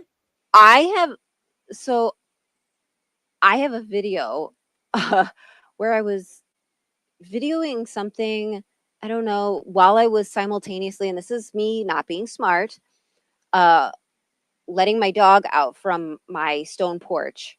Um, and I was recording something. Maybe Georgie, this is not how you make friends because maybe like somebody was walking on the other side of the street, and Mhm. I don't know. I was going to show it to another friend or whatever. This is what I deal with every day. Blah blah blah. But he just like with the strength of like 1,000 dogs, and I just went flying and still recording. Oh, Oh my! I saw my life flash before my eyes. I was, but anyway, yeah. So, oh, but yeah, he's a good boy. He's a very good boy, but he's very territorial because we live close to a downtown area, so there's lots of people enjoying the outside, and he thinks, what are you doing up in my space, you're gonna right. try and hurt my dad because he likes my husband more than he likes me. So I mean, yeah. even for me, like our Chihuahua is, because we have three. We have a Chihuahua, we have a American Eskimo, and then we have a Husky. Okay. The American Eskimo and the Chihuahua hate hate me. Bottom line, I can't even get close to my own mom to like hug her or talk to her. They'll start barking at me. Mind you, the Chihuahua was my dog originally, Mm. but then he claimed my mom as his own. Yeah, he moved on. You got, yeah, you got pushed out. Pretty much. Yeah. Um, what? What were we even I know talking about? actually. Let me see. I'm kind of going. Ooh, I'm gonna ask. I'm kind of want to go into this. Did you or have you ever had a positive work experience where you've had a guest customer do something that really impacted your day, or even vice versa? Yeah, I mean, both. Uh, I remember a few years ago, maybe it was before COVID. I mean, wow, it's like you say things like before COVID or after COVID or during COVID. It's so Mhm. impactful. Anyway, no more with the seabird. Uh, Probably in 2019, I was checking out of a grocery store, and a young gentleman, probably maybe around your age, maybe a couple of years older, I mean, young adult, Mhm.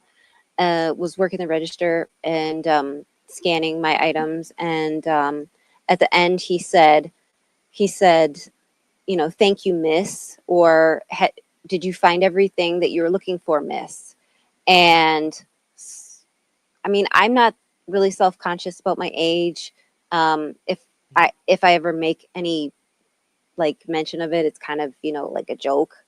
Um, I'm fine with my wrinkles. I'm fine being 45.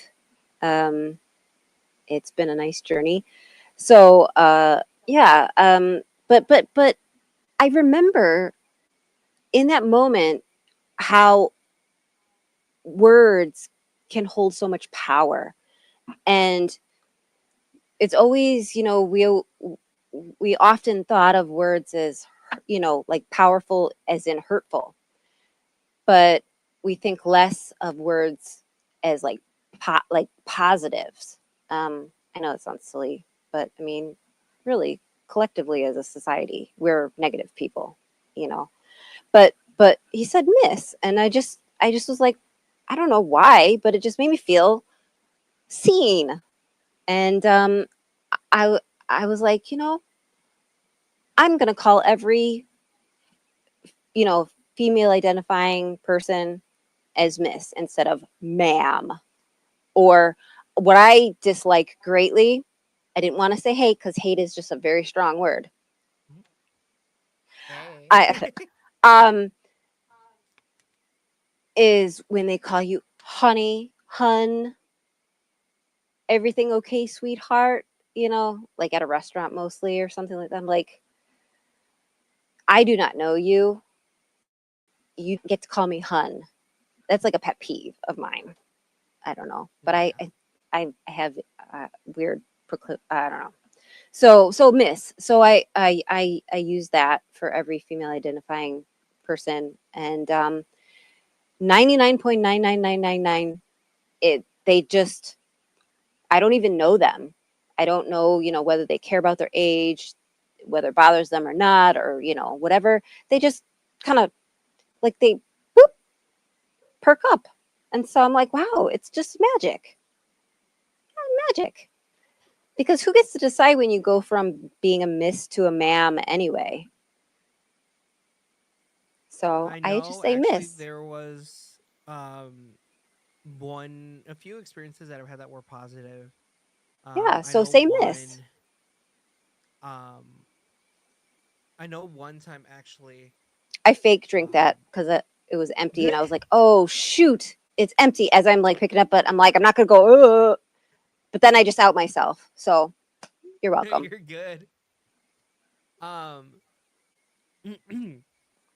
I know actually one this was actually when I actually first started at the hotel where I had transferred into their retail department. I was working at the Build a Bear. I was stuffing these kiddos their bears. I was stuffing their bears for them. Oh, where you put And in thing and it as I goes. went to Sorry, I just had to. I'm like, no, you're good. ouch. Um I've I'm had sure there's a where horror movie that's made with that situation. I so okay. It's ah, Halloween season. It's Halloween season. My that's brain. true. I don't. I was like, wait, what? I But I know this is what you get. I I know it. When I worked at, or when I did the Build a Bear, I had Okay. noticed the mom and dad of the kids, they were discussing about how were they gonna get their car jump started because it died. The car battery died. Oh. So as I was doing that, I kind of like overheard them. So I turned around and I said, "Hey, do you guys need any help at all, like in terms of your vehicle, so I can see if I can get a hold of someone so they can go to your car and jumpstart it for you guys." So they kind of told me, um, they they told me where their car was at. Um, I radioed the maintenance team. I was like, "Hey, we've got a car at X, Y, and Z at this part of the parking lot. Can you guys go with the guest to have the car jump started?" Mm. I got their acknowledgement. They were able to go ahead and do it for them, but the reaction on the parents' face, though, as well, from seeing that I noticed that, was, at least to me, was everything, because they realized that as well, that I'm not just, sitting around doing nothing. I'm also actively listening on any concerns. If anything, that way I know how to help. And in that case, Yeah. I was able to take their situation and fix it for them, while also providing them good service by, entertaining the kids. At the And end, though, you're once they were being about to authentic to leave, yourself. You're being a good human being. because even then, Point. at that day, um, um, at the at bleh, bleh, bleh, bleh. Can't speak now. I know that day, after they were leaving, because once the car got jump started and everything were ready to leave, the kids actually gave me their drawings, of which I actually still have. I still have them in my even if they're like scribbles, I don't mind, because even then it Mm, still comes from they chose to give them to me because I helped them out in a sticky situation, of which the kids ended up also giving me a hug, obviously with their parents' permission. mm, Um, and even then, that interaction really, even then, I still talk about it to this day, because it's one of the more memorable moments that I have working in customer service. I know, um, one time I've had a 1.5-year old um, say, actually, they said thank you to me, which is something I've never heard of a small child of that age, because normally kids don't start speaking till probably what, 2 years no, old. what 12 it's about right. It's a range, but it doesn't surprise me that that child of that age would talk and say a couple of words, like maybe two Mhm. words at a time. But the wheels turning in their head to know like when it's appropriate to use certain words, and that this word thank you has this type of definition, like of appreciation after someone does or gives you something, that little kidlet had that in them at that age. That's the surprising thing in my from Because my perspective. for me, I took everything in my willpower not to literally start Oh, bawling my eyes out, like, oh, yeah. I got because a that I got a was like, story. Oh, from like kids, I feel like they can do no wrong at times. Like, they're so innocent and carefree that they can do no wrong. well, Um, they do. They that's can. true. Um, my two are I was like, wait, perfect that is angels. true. I've done funny, weird, stupid stuff when I was a kid. Well, you learn through your failures more than you do your successes. That's true. Um, I, Um, I had a story. When I was 19, I worked in a family member's like restaurant, and it wasn't that busy. It was a small town. Um, And one night of the week, we specialized in quick takeout, like, or pizzas and pasta and, fried chicken strips and mozzarella sticks, that kind of thing, right? But there was a dine-in section too, as well. Anyway, one day a week, there's like half price pizza night. I don't remember what day it is, and so it's a little bit on the busier side.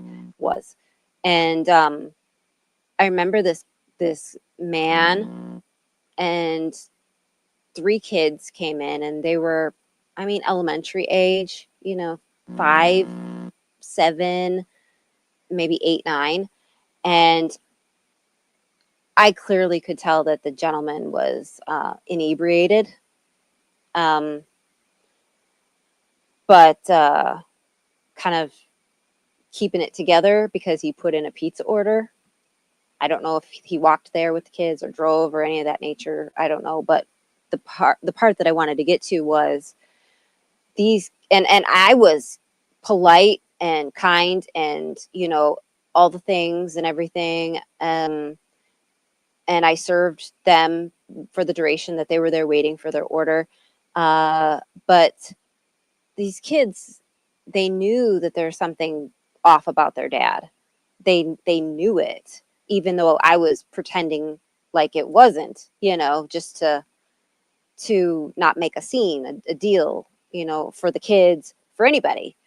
And it worked, but they had found paper, probably from, the paper table coverings, and they had found a writing utensil and wrote on there and gave it to me right before they left, when their takeout order came in.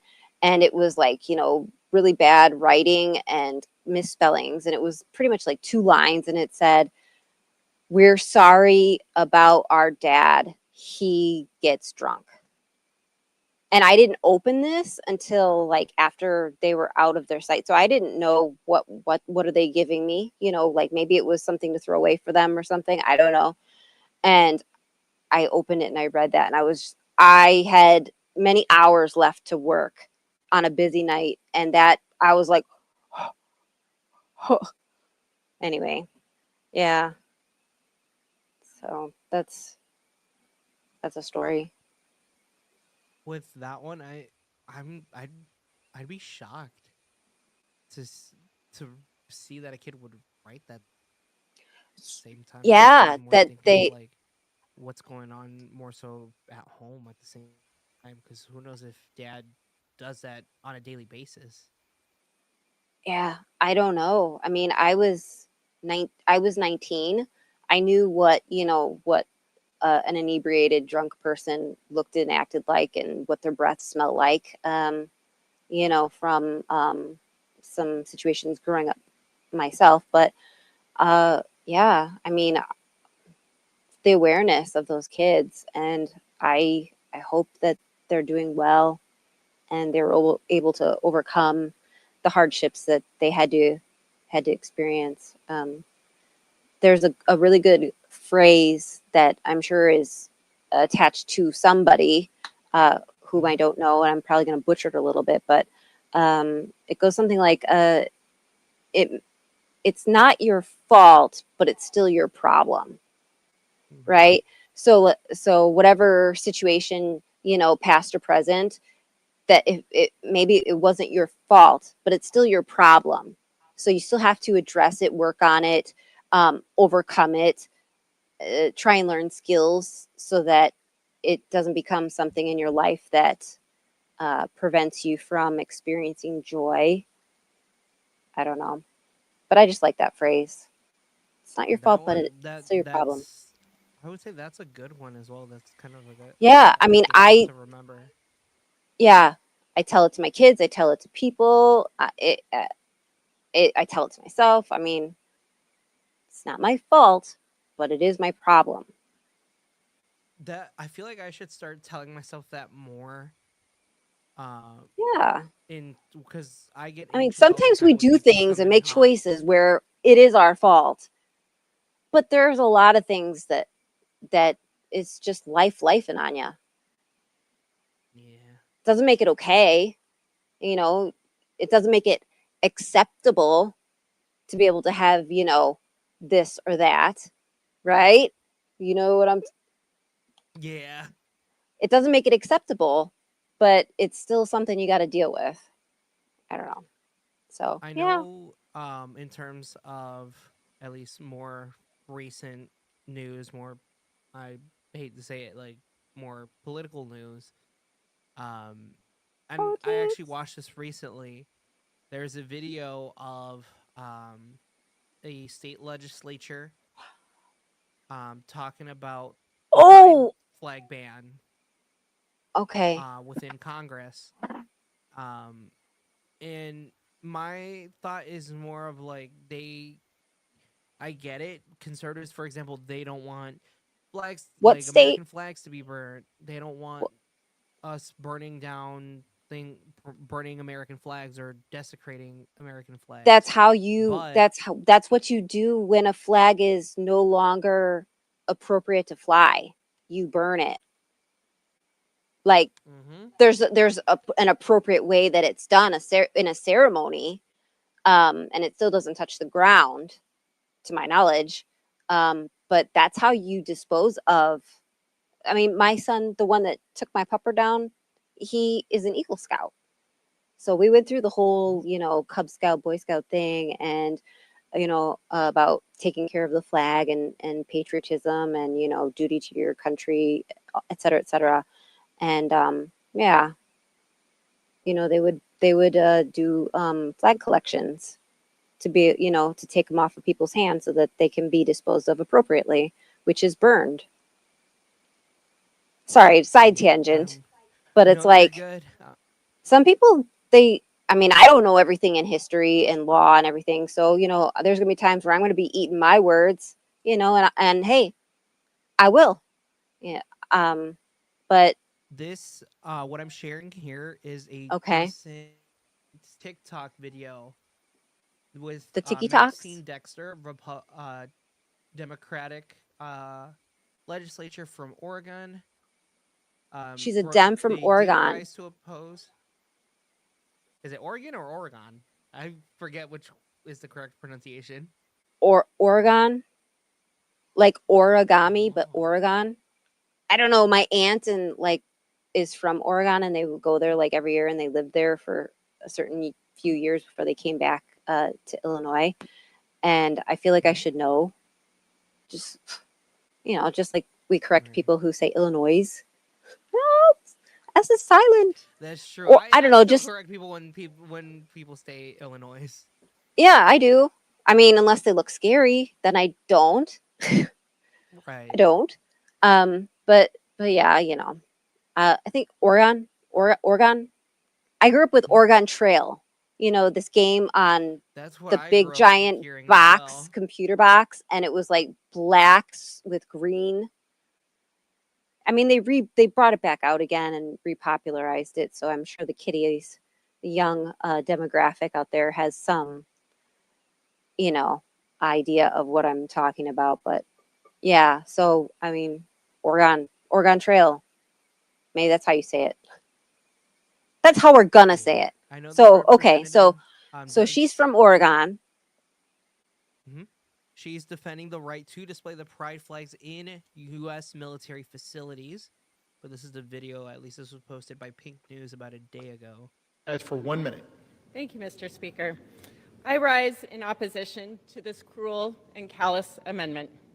There are 20 days until the government shuts down, 8 legislative days. And what are Republicans focused on? Flags, pride flags. Republicans are spending valuable floor time, time that could be used by the government to lower costs for working The families. gentlelady will suspend. Does the gentleman from Florida seek recognition? For what purpose? To identify the fact that that flag violates our House rules by flying any other flag but the American flag. The chair will remind members, Speaker's announced policy prohibits flag waving on the floor. I am not waving it, Mr. The Speaker. gentlewoman is recognized. Thank you. We are Mr. Speaker, We are simply not spending waving the flag, valuable but presenting time, it. The gentleman time will that could suspend. be The gentlelady is recognized. could be used to fund the government or lower costs for working families. Trying to ban the display of pride flags in any workplace or common area at the Department of Defense. This obsession with attacking, dehumanizing, and villainizing our LGBTQIA+ community is as sick as it is a waste of time. Trump is using the same tired playbook authoritarian regimes have used throughout history. He is dehumanizing our most vulnerable to divide us and distract us from the fact that his failure to meaningfully improve the lives of the people he was elected to serve. We see this for what it is, and we refuse to let them win. We will not erase the LGBTQIA community. Time has expired. Thank you, Mr. Speaker. The gentlelady from Oregon is recognized for 1 minute. Thank you. Wow, I think right off the bat, when the speaker shut down his fellow Republican to let her speak that second time, I was like, ooh, he's going to let her talk? Wow. Oops. There we go. Like making sure We're we're both back. back. But that's, Okay, I thought so- that. I was like, oh, he shut down that one other gentleman. Congressman. That's kind of like what I'm surprised to even see that, because if you look, for I- example, at yeah. Marjorie Taylor Greene, she's just blah blah blah right there. She's just talking and talking and talking and does not let the other members of Congress speak. Yeah. And so that's my thoughts just like on the interaction, not the actual, like, policy, if you will. As far as that goes, you know, it's kind of like, it's not a good example, not the greatest example. Religion. If, there's a reason why we supposedly keep church and state separate. And I feel like if you recognize one entity, you have to recognize them all, and Right. I see the slippery slope of, it's like, so I find myself to be within the LGBTQIA plus community, right? I identify, I'm married to a man, whatever, I don't know, but I and it's just so yeah. I think I'm just needing to get used to being able to talk about things like this, because sidetrack, the discourse in our society the last couple of years, like you couldn't have a conversation. You're like, we've learned to be more afraid to say what we think about things. So I'm kind of like adjusting to that. Like, that's the purpose of the podcast, is to, like, bring up a subject and kind of like give our opinion on it too, or like how we feel about it. So goes against what, like, we've been told as a society lately, if you disagree with people. 'Cause So I even don't know, then, but I really don't believe, though, that, at least in my opinion, it's really just disheartening to see that that's being prohibited. Like, for example, the pride flag. Like, for example, we have the American flag on the flagpoles, flying at full staff, for example. There shouldn't be any exclusion to another flag, kind of like you said, in terms of that religion topic. So that we should still be flying. In that case, if we're flying one flag, we have to fly the remaining flags. Am I right? I think that there are some states have laws, some counties have laws where, as far as the flags go, and this is even before our current administration, um, where if you flew the American flag, um, which it's required for certain, types of buildings and stuff, whatever. Uh, if you want to display another flag, like for example the Illinois flag, it has to be lower, like not half staff or any of that kind of stuff, but Right, it but like, underneath the, yeah, for it cannot example, be it's higher. underneath the other It flag. can be on its own flagpole, but below, or it could be on the same flagpole, but below, I think. So different Hmm. states and counties have their own, jim jam with that sort of thing, and yeah, so it's really hard to make that kind of like a federal thing or whatever. But and I think the LGBTQIA plus flag is beautiful. I stand, I support, and all the things. Uh, um, and it's sad that um, I don't know, just yeah, that people are arguing about flags when there's other things going on. But at the same time, I see where um, they have to make it like, like law. It couldn't just be like a nice thing. Like a town decides Right. they want to do this and show support, kind of like Boys Town in the city, right? It's very, you know, very pronounced and wonderful, beautiful, and colorful. Um, why some communities, just are so against that, I don't know why, but but to bring it back to what my point was, because I kind of went off a little bit, is just that if we have to if we have to make laws about it, which I want us to not, so that it can be flown.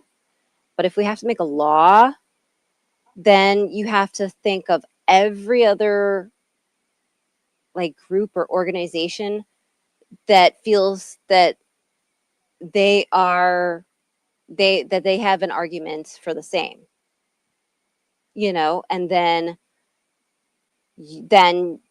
you have to have their flag included, and then everybody that comes after them, and then it's like you have, it gets a little, it gets dicey a It little gets bit, a and it little doesn't dicey it doesn't there. mean you like I support less, or I don't believe, or I don't condone, or I don't identify, or none of the things. It doesn't mean anything. It's just I hope we don't have to make it part of law, and then communities can just do it.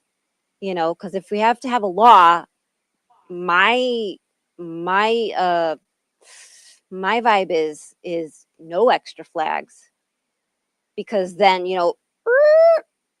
then it's everything. And yes, you want everybody to have a voice and everything, but I just we have so much going on to add Yeah, that it's to the plate, when we really, for those of us that are feeling really sad and frustrated with how things are going in our communities and in our government, locally or federally, to put that on there, it's just dividing our energy.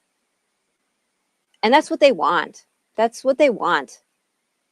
Divide us, wear us down. So we're because I fighting know against each right other. now, um, because I know right now, at least at this time, low, I would say locally, but state, at least right now in the state of Illinois, specifically in the city of Waukegan, they have issued a statement regarding the current ICE Oh, what does it operations. say? Um, they're currently urging residents to know their rights and be aware of any misinformation. According to the statement, Waukegan Police does not participate in federal immigration enforcement due to the Illinois Trust Act. Residents can also visit the link that was shared. I think it was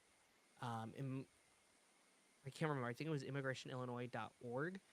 Mm. There's also that huge concern, though, that agents being stationed at the Great Lakes Naval Base, with reports suggesting at least up to 300 federal agents might be operating in the area. Local leaders are opposing this plan, citing potential risks to undocumented immigrants and the community. How do you feel about Now, that? for me personally, really just being the child of an immigrant, it's scary. Really, because you're not gonna know are you gonna be a target? At least they've said, Yeah. this has been said already, that they're not gonna really go based off of warrants. They're not gonna go based off of that. They're gonna go based off of skin color, Not which the is law, ridiculous in my opinion. not the law, not the Constitution, not your rights. Because I mean, you have rights until they can prove that you are undocumented. They have to treat you like an American citizen. Right. And Ay, ay, and mind ay. you, this, and even then, and I always tell this to my mom, like, don't sign anything, don't Yeah. don't do any of that, because then you're gonna be Don't open the forced to go door. with them. Don't open the door. And I don't know if that's the right even thing to then, for say. me, I know Obama. For example, when we were under Obama, he probably deported around less, if not around close to the same amount as Trump. But I feel like I wasn't really scared then, because I feel like, because I mean, I was a young child. I was younger than most kids now, and really didn't know about that. But now, within the first and second Trump administration, I realized how big of an issue this is going to be. At least now, especially this current administration, it's going to be worse. Because Oh yeah, because well, he doesn't have to. Legally, he cannot become a president for a third term at this time. correct, Yeah. unless Republicans and potentially Democrats go in. I already know. I'm predicting Democrats are going to not vote on this if they choose to do an amendment to the Constitution allowing a president to run for a third term. And people have joked about this too, that if that does happen, Obama should run for a third term, or even, for example, Joe Biden. But I doubt that, since both him and Trump are getting old. Yeah. Hmm. I don't know. What I mean, what do you Because even say? then, there's been sightings within the city of Chicago and suburbs of ICE agents. Um, that brings to mind a couple weekends ago, there was supposed to be a celebration of Latin heritage or um, something of that nature, and they canceled it because they were Mm-hmm. concerned that they would be a target either from ICE or authorities or just private citizens Right. to playing playing policeman, policewoman.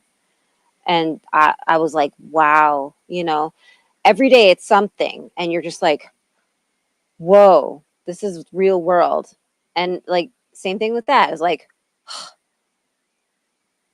I'm And not it's surprised anymore. Like, I am, but I'm not. You know what I mean? Like, I don't yeah, know. and I'm the one thing, and I kind of made a joke about this, and to my mom, I was like, if someone is racist towards me or you, really gonna I'm gonna let them have it, because I don't. And I kind of told her, I was like, I don't really play into those games when someone's messing with me or my family. I've never played into that, and even when I was younger, that kind of got me in trouble, because one time there was a kid in, for example, my apartment complex that I lived in. He drew on our door, Drew and something then not nice, probably, right? and then pushed my little sister off the bus. Ooh. So I took matters into my own hands. I was probably like 8 or 9 at the time, and I kicked the kid in the crotch. Mm. And that was not really a good ending, because my mom had to talk to the to the apartment office manager about that because the parents complained. After a few years, after a few years between me and the neighbors with a little feud because they kept doing all that, and it was also kind of their child as well, that kind of Well, fueled you're that. not born hating people. You learn it. Mhm. Definitely, I feel like racism is taught in a sense. Personally, I always Yeah. feel like Whether racism is taught at a outright young taught age. or just kids kids Mm-hmm. watch. Because they're sponges. Their kids can be Yeah. are kind of are like sponges. They absorb anything. Mhm. Yeah. Um, and even then, I remember the year that before we moved out. This was in 2017. We talked to the office manager. They're like, "Hey, we are not going to let your son roam around outside and play with people if he's going to act like that." And my mom even said, like, "You can't From one do that." incident, or did you have a reputation at that point? Maybe some It was pent like up two anger. different incidents with the same neighbor. Okay. One was the hitting the child, and the other one is hiding their shoes in the washer because they would leave Hmm. their shoes outside, and I hid their shoes in the washer. Seemed pretty tame to me because I didn't turn the washer on or anything. I just hid them in there. Yeah. Kids being kids.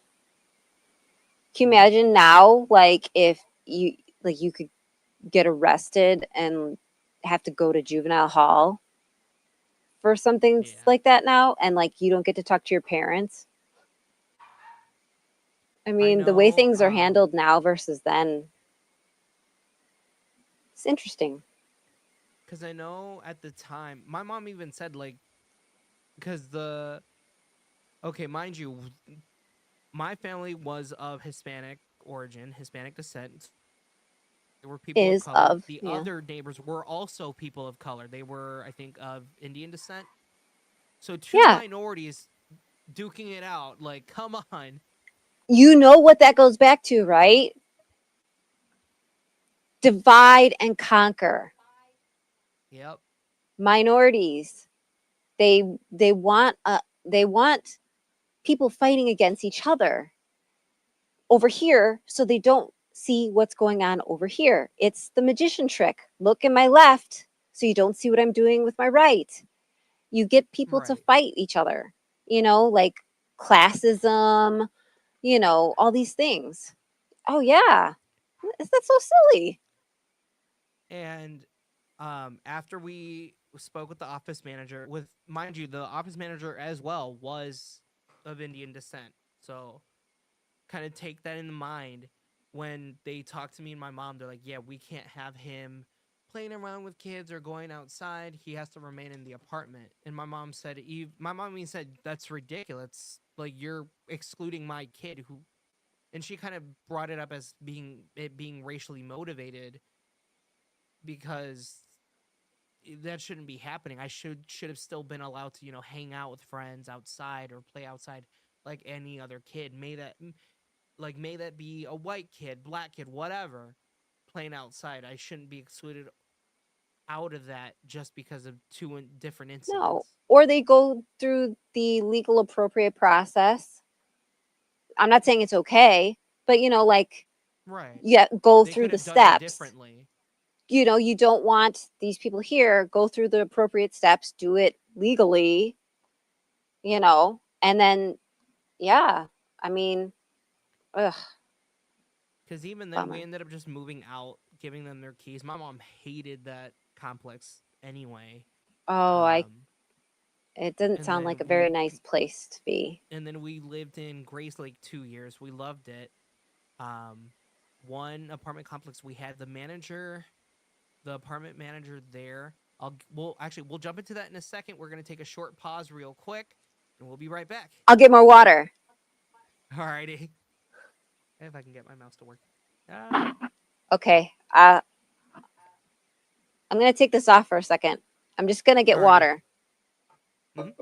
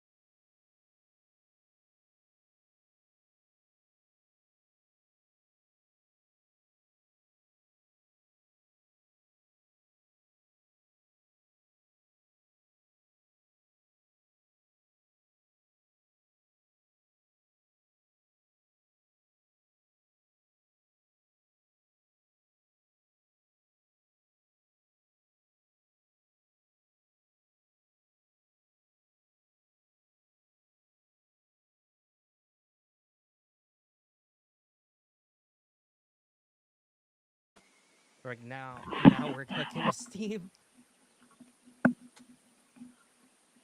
I'm borrowing my son's thing. Hmm. I don't get out much. I use um, that often. I'm like, oh, I don't get out much. I honestly, I'm always in. At least I'm always home all the time. I don't really go out as much either when I'm not working. Mind Yeah, you, and where you know I'm what? at People least think right now. too, they say like, don't you Mhm. feel lonely? It's like there's a difference between being alone and being lonely. People don't Mhm. understand that there's a difference. Like if I like being alone in my safe space, chilling, cool. What's it to you? You know, I'm not Right. lonely. It's a difference. But anyway. Because I know at least so in 2019. Hmm. Well, we lived in Grays Lake from 2017 up to 2020, but between 2019 and 20, we lived in a different apartment complex. Because we had moved from the one that we were in when we first moved to Grays Lake. But the other one we lived in about a year and a half. Um, the landlord there at first, she was super nice, super hospitable. Maybe months later, just because, mind you, my family's low income, we were she would have to my mom So herself would what? have to I um mean, like she would struggle paycheck to pay rent off, but yeah. also at the time I was receiving SSI for, like at that time she would use both incomes to pay the rent, but there'd be a few months out of the year that she would be late, be just based off of other expenses, Mm. and she would have financial troubles. The landlord, though, would constantly harass my family by going to the apartment unannounced, knocking, even Oh, that's calling me, illegal. That's even illegal. calling my own cell phone. She would email me and constantly call me, especially when I was in school because I was a freshman in high school at the time. At one point, she has me come into the office. At that point, they're like renovating or whatever. So they're using an actual apartment. So they go in there. She sets takes me with her into a different room, closes the door, and we talk. But I had to report that to my mom, like, "Hey, this is what happens. Landlord had me in a room with her alone for a good few minutes, talked about the rent." She's like, "Yeah, she wasn't supposed to do that. She should have called me. I'm the one on the lease. I'm the adult." Um, After Hmm. that, she just kept harassing us by constantly calling, knocking on the door, even walking around to see into the patio door to see if we were even That's home. harassing. Yuck. At one point when I was talking to my mom about like because mind you, parents who speak like for example who speak, let's say, Russian, Spanish, whatever, the kids are the main translator. That was Hmm. in my I've case. So I would translate to my mom, and the landlord would go, "Oh, she speaks perfect English. You don't got to do that." I kind of Oh, look at her. I'm like, she's just "Mm." tricking ya. Just she's faking it. and and that's where Yuck. I'm like looking at her. I'm like, "Lady," and mind you, um, she still continues obviously to harass us. Um, Mm. we I'm so sorry. That's that's the part of mind America you, that we hate. We want to fix. then mind you, the lady she was a Slavic woman, so she was a minority as well. And I'm like, what the heck? Yeah. I only know that because I looked into her. I researched a lot about her. Like after we moved out of the apartments, I She looked made her up. that much of an impact. So I looked her up. My mom, even then, she's like, "Yeah, you should have." She kind of got on me because I had deleted all the emails and everything. Because I Uh do that. I don't know why I shouldn't have done that. Because she's like, "You should have saved them." Because I was about to open a pursue lawsuit. pursue other, yeah. Mm. Um, and even to this day, I only have one email is that is remaining on there that's saved.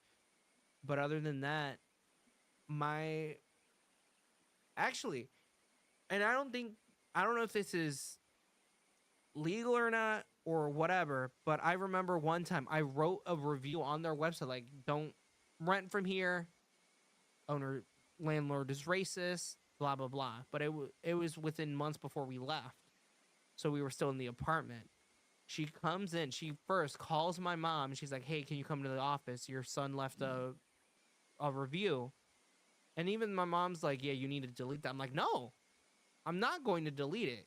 I have a right to post Mm. my opinion about said place.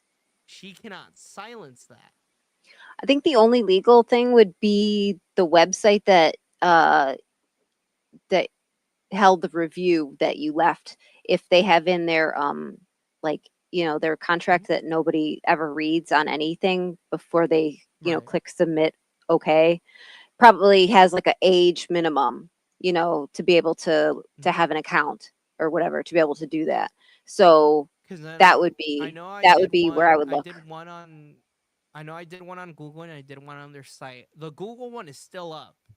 I know the Google one is still up, so that one I can't delete. They physically can, I just can't.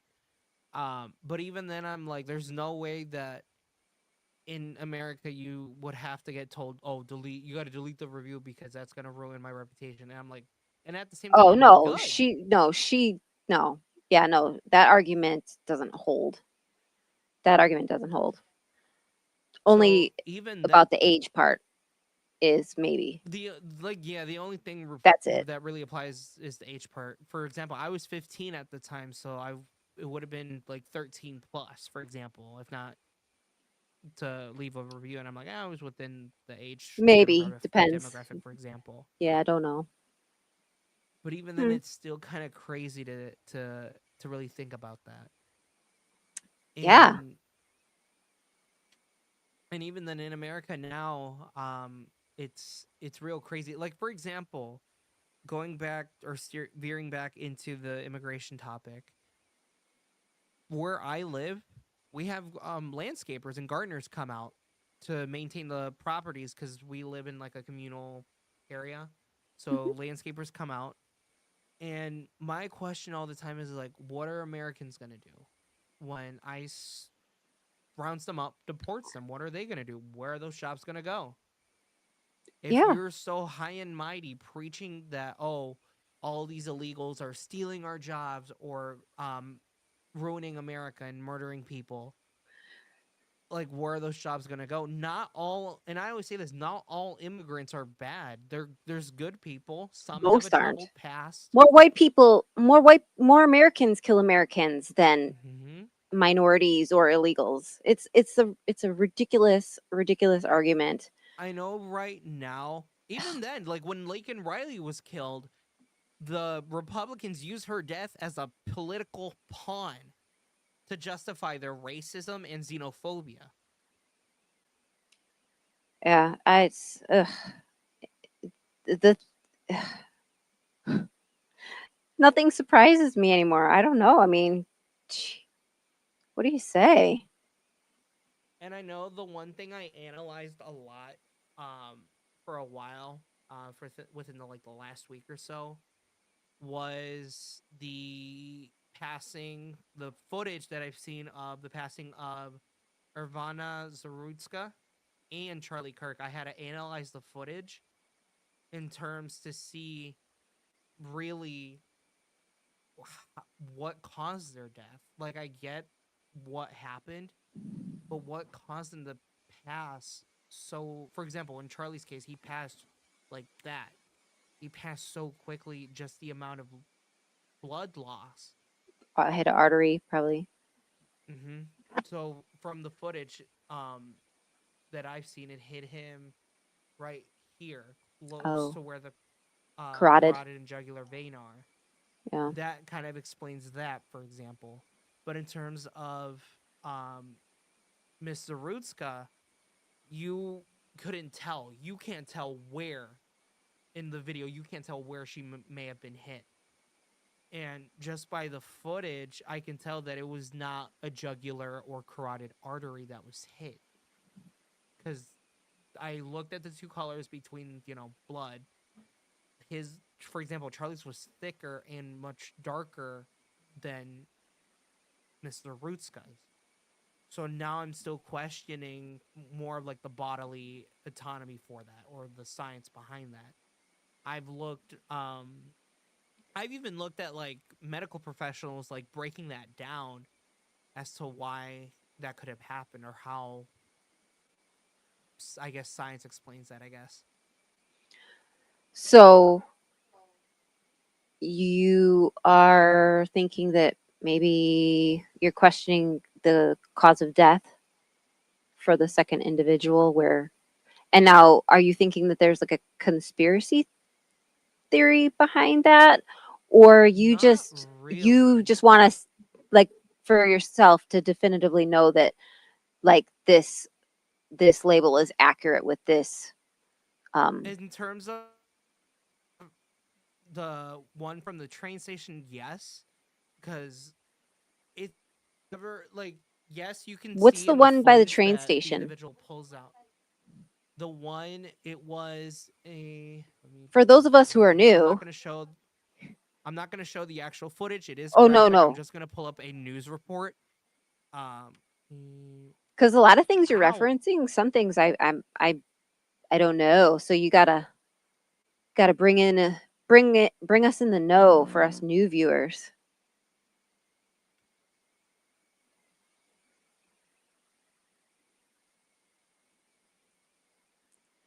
But so if you are questioning, you think that there's a potential that there's a different reason why that In turn, that I love conspiracies. Like I have so many conspiracy theories about things, and they go like far this way and they go far that way, and people are like, "Are you or and I'm like, "No, this is just what I think. Like you're not all this or all that." I don't know. Anyway. because I'm looking. This is an article from the New York Post. So you can see, like, obviously, you can see the moment where Irina Sarutska is like, you can see like, she looks back in fear. So she's got her mouth over her, or her hand over her mouth. She looks at the individual who does this to her. Like, while she does not, obviously, it appears though that she just may not know. I guess she probably didn't know that she was stabbed until after she collapsed, because in the longer graphic video you see her collapse, Okay. but in this video that I'm like kind of like scrolling through and piecing together some stuff, you can see the individual. Let me, like, I'm playing it for reference on my end. He gets up, and I know in the security footage it is seen he pulls out a knife. I'm assuming maybe like a switchblade, opens it, he's fiddling with it. Then he actually like stabs her. It's seen kind of towards the back. You can't like see anything from the front. You could see that maybe she was stabbed in the back of the neck. Like, I can't fully see it enough to know So they haven't where. caught the person, right? They did. They They did. they caught him. They caught But him. you can see he's like just And walking what state did around this in. happen in? This was in Charlotte, North Carolina. Okay. You can see the man's just walking around with the murder weapon itself dripping, just just And dripping with people are in what. shock. Yeah. Yes, but here's the thing: nobody that was seated in that area got up to help her at all, which is what people are upset about. Nobody helped her until after another passenger ran to that area and actually helped her out. And what you're supposed to do, and with that kind of wound, any kind of neck injury or wound that's within the neck area, you're Pressure. supposed to apply pressure to it. Even like, let's say if it's on your leg, you have to tie a A tourniquet. tourniquet. Yeah. They even do it in the movies. But even then, it's still shocking to really see that. So I've got let me something to see. add. Hmm. Uh there have been psychology or sociology like studies and things done, and that actually has a label to it. I'm having a brain moment where I can't remember, but they did experiments where everybody was in on it except for one person, Hmm. and they would put them in a funny situation and see how they responded. And there were ones done, for example, where there was a life and death situation, and the person who was like in in distress was an actor, and everybody else was an actor except for the one real person who didn't know. And in the study, it was like a really, really high percentage more times this happened than didn't, where the the the person that did not know this was fake, when they see that everybody else is just staying where they are or not doing anything, Hmm. more than not, they are afraid themselves to go against the norm, the status quo, if you will. And so they don't speak up, they don't get up and help either. And these, some of them, were like, mothers, caring, compassionate humans, but sometimes psychology and like does weird things. I forget what that, there was a different study where the shocking thing where the person who has to push the button and shock the other person, but the Hmm. other person's acting. But because somebody told them they have to do it, and they keep listening to what they're told to do, and so they keep pushing the button, even though they know that the voltage or the pain or the whatever is going to potentially cause a life or death situation because this person has a certain ailment. Because somebody's telling them to do it, they keep doing it. It's so interesting. Like, now I'm gonna have to do research on that so I can write down, what those studies were, and more about them, because I mean, yeah. So the individual that was killed was Ukrainian refugee Irina Zarutska. Hmm. So in the video, it says slaughtered Ukrainian refugee Irina Zarutska looked up at her killer with terror in her eyes after he repeatedly stabbed her with a pocket knife as no light rail passengers came immediately to her aid, according to disturbing newly released surveillance footage. The new extended clip from the August 22nd attack at the Lynx Blue Line train in Charlotte shows the 23-year-old cowering in fear and covering her face with her hands after the shocking unprovoked attack, allegedly carried out by homeless repeat felon DeCarlos Brown Jr. So he Zarutska did moved not know into the her. U.S. and This is no just complete total stranger. random violence. It's a complete unprovoked Not that attack. any is okay. Wow. So my question though is why? Just why? Why Why? I'll tell hurt you why. somebody that I'll tell you why. Why did this man do this? Mhm. Allegedly, uh, because we have a poor mental health care system Yep. in our country, and uh, we ruined asylums by doing experiments and illegal things and deplorable conditions that government.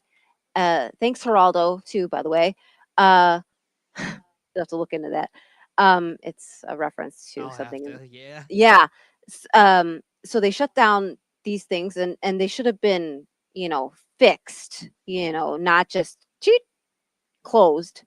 Now they're either in jails are holding a lot of people with mental needs, or they're on the streets. And we have no care system to help a lot of these people. Uh, and that's, I mean, that's why I Because think. people are saying as well as that the individual who committed the attack may have been suffering from some kind of mental illness, for example, schizophrenia or anything like that. It's not 100% known what he was going Yeah. through, but Hmm. it's suspected that that's what caused him to attack. Yeah. I mean, allegedly, but yeah, totally. I mean, they say we only understand what percentage of the human brain? Very, very small, Hmm. like it, as we're trying to learn so much more about it than what we know. Um,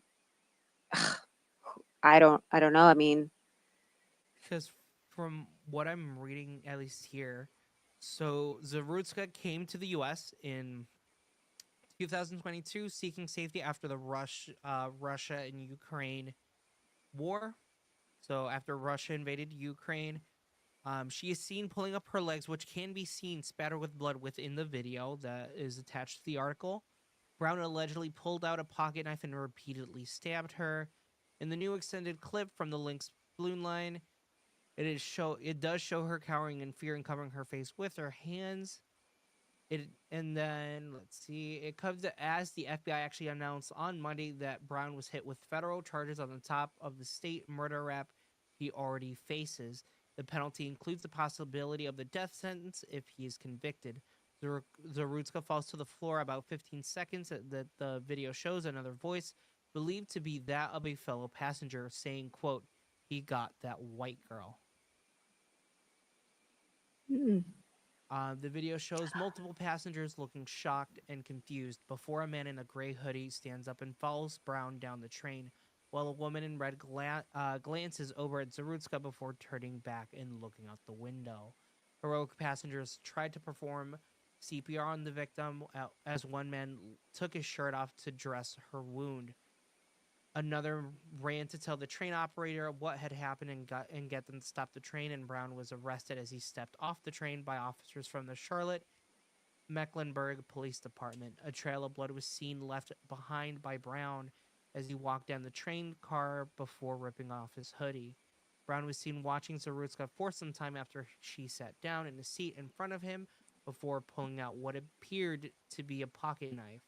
A career criminal, he had 13 prior convictions, including for armed robbery, and was released without bail and had a trial pending when he allegedly killed Zarutska. He was federally charged with one count of committing an act causing death on a mass transportation system, FBI Director Kash Patel has said.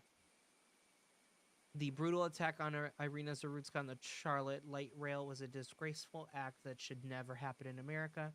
The FBI jumped in to assist in this investigation immediately to ensure justice is served and the perpetrator is never released from jail to kill again, Patel said in a statement. Let's do you know what I see. think is weird though? Mm-hmm. So obviously he's known, felon and all these arrests, and uh, I would imagine that police had an inkling that he had some mental needs that were not being addressed. And if he got past that level, uh, the lawyers, the public defender, like they didn't notice that he had some mental health needs not being addressed, where you can have them, the individual, held and assessed mentally. You know what I mean? Was that Right. even done? Did anyone down the line um not not notice? Was he that good of a faker, or hide his illness? Or I don't know. I mean, he kind of crossed a lot of crossed over, past a lot of dope, like lines where he could have been assessed. And if they would have done an accurate assessment, So this is surely they would have actually found that an he had some article needs. from And then they could Spectrum have Local held him. News. They could have held him, and then she would not be deceased. Right.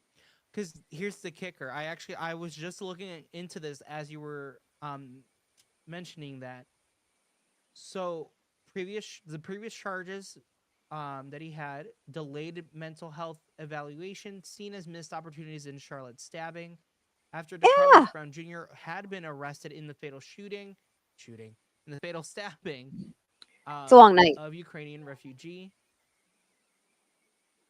Let's see, aboard a North Carolina commuter train. He was quickly sent to a state mental hospital for an evaluation. It was a sharp contrast from a January misdemeanor arrest, where it took get this more than 6 months for a court to order a mental eval.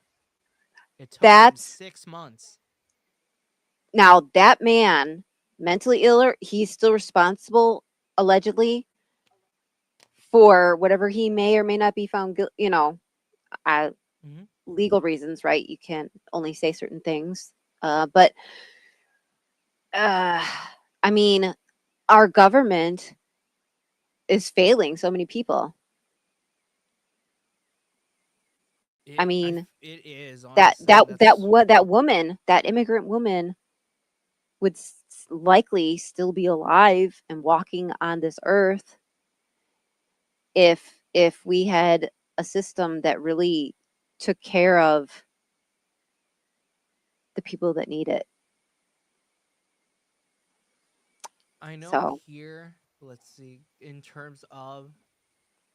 The in terms of the mental health evaluation, this is under the headline: "A court must order a mental health evaluation." In January, Braun was arrested after repeatedly calling 911 from a hospital, where he complained that someone was trying to control him with foreign substances.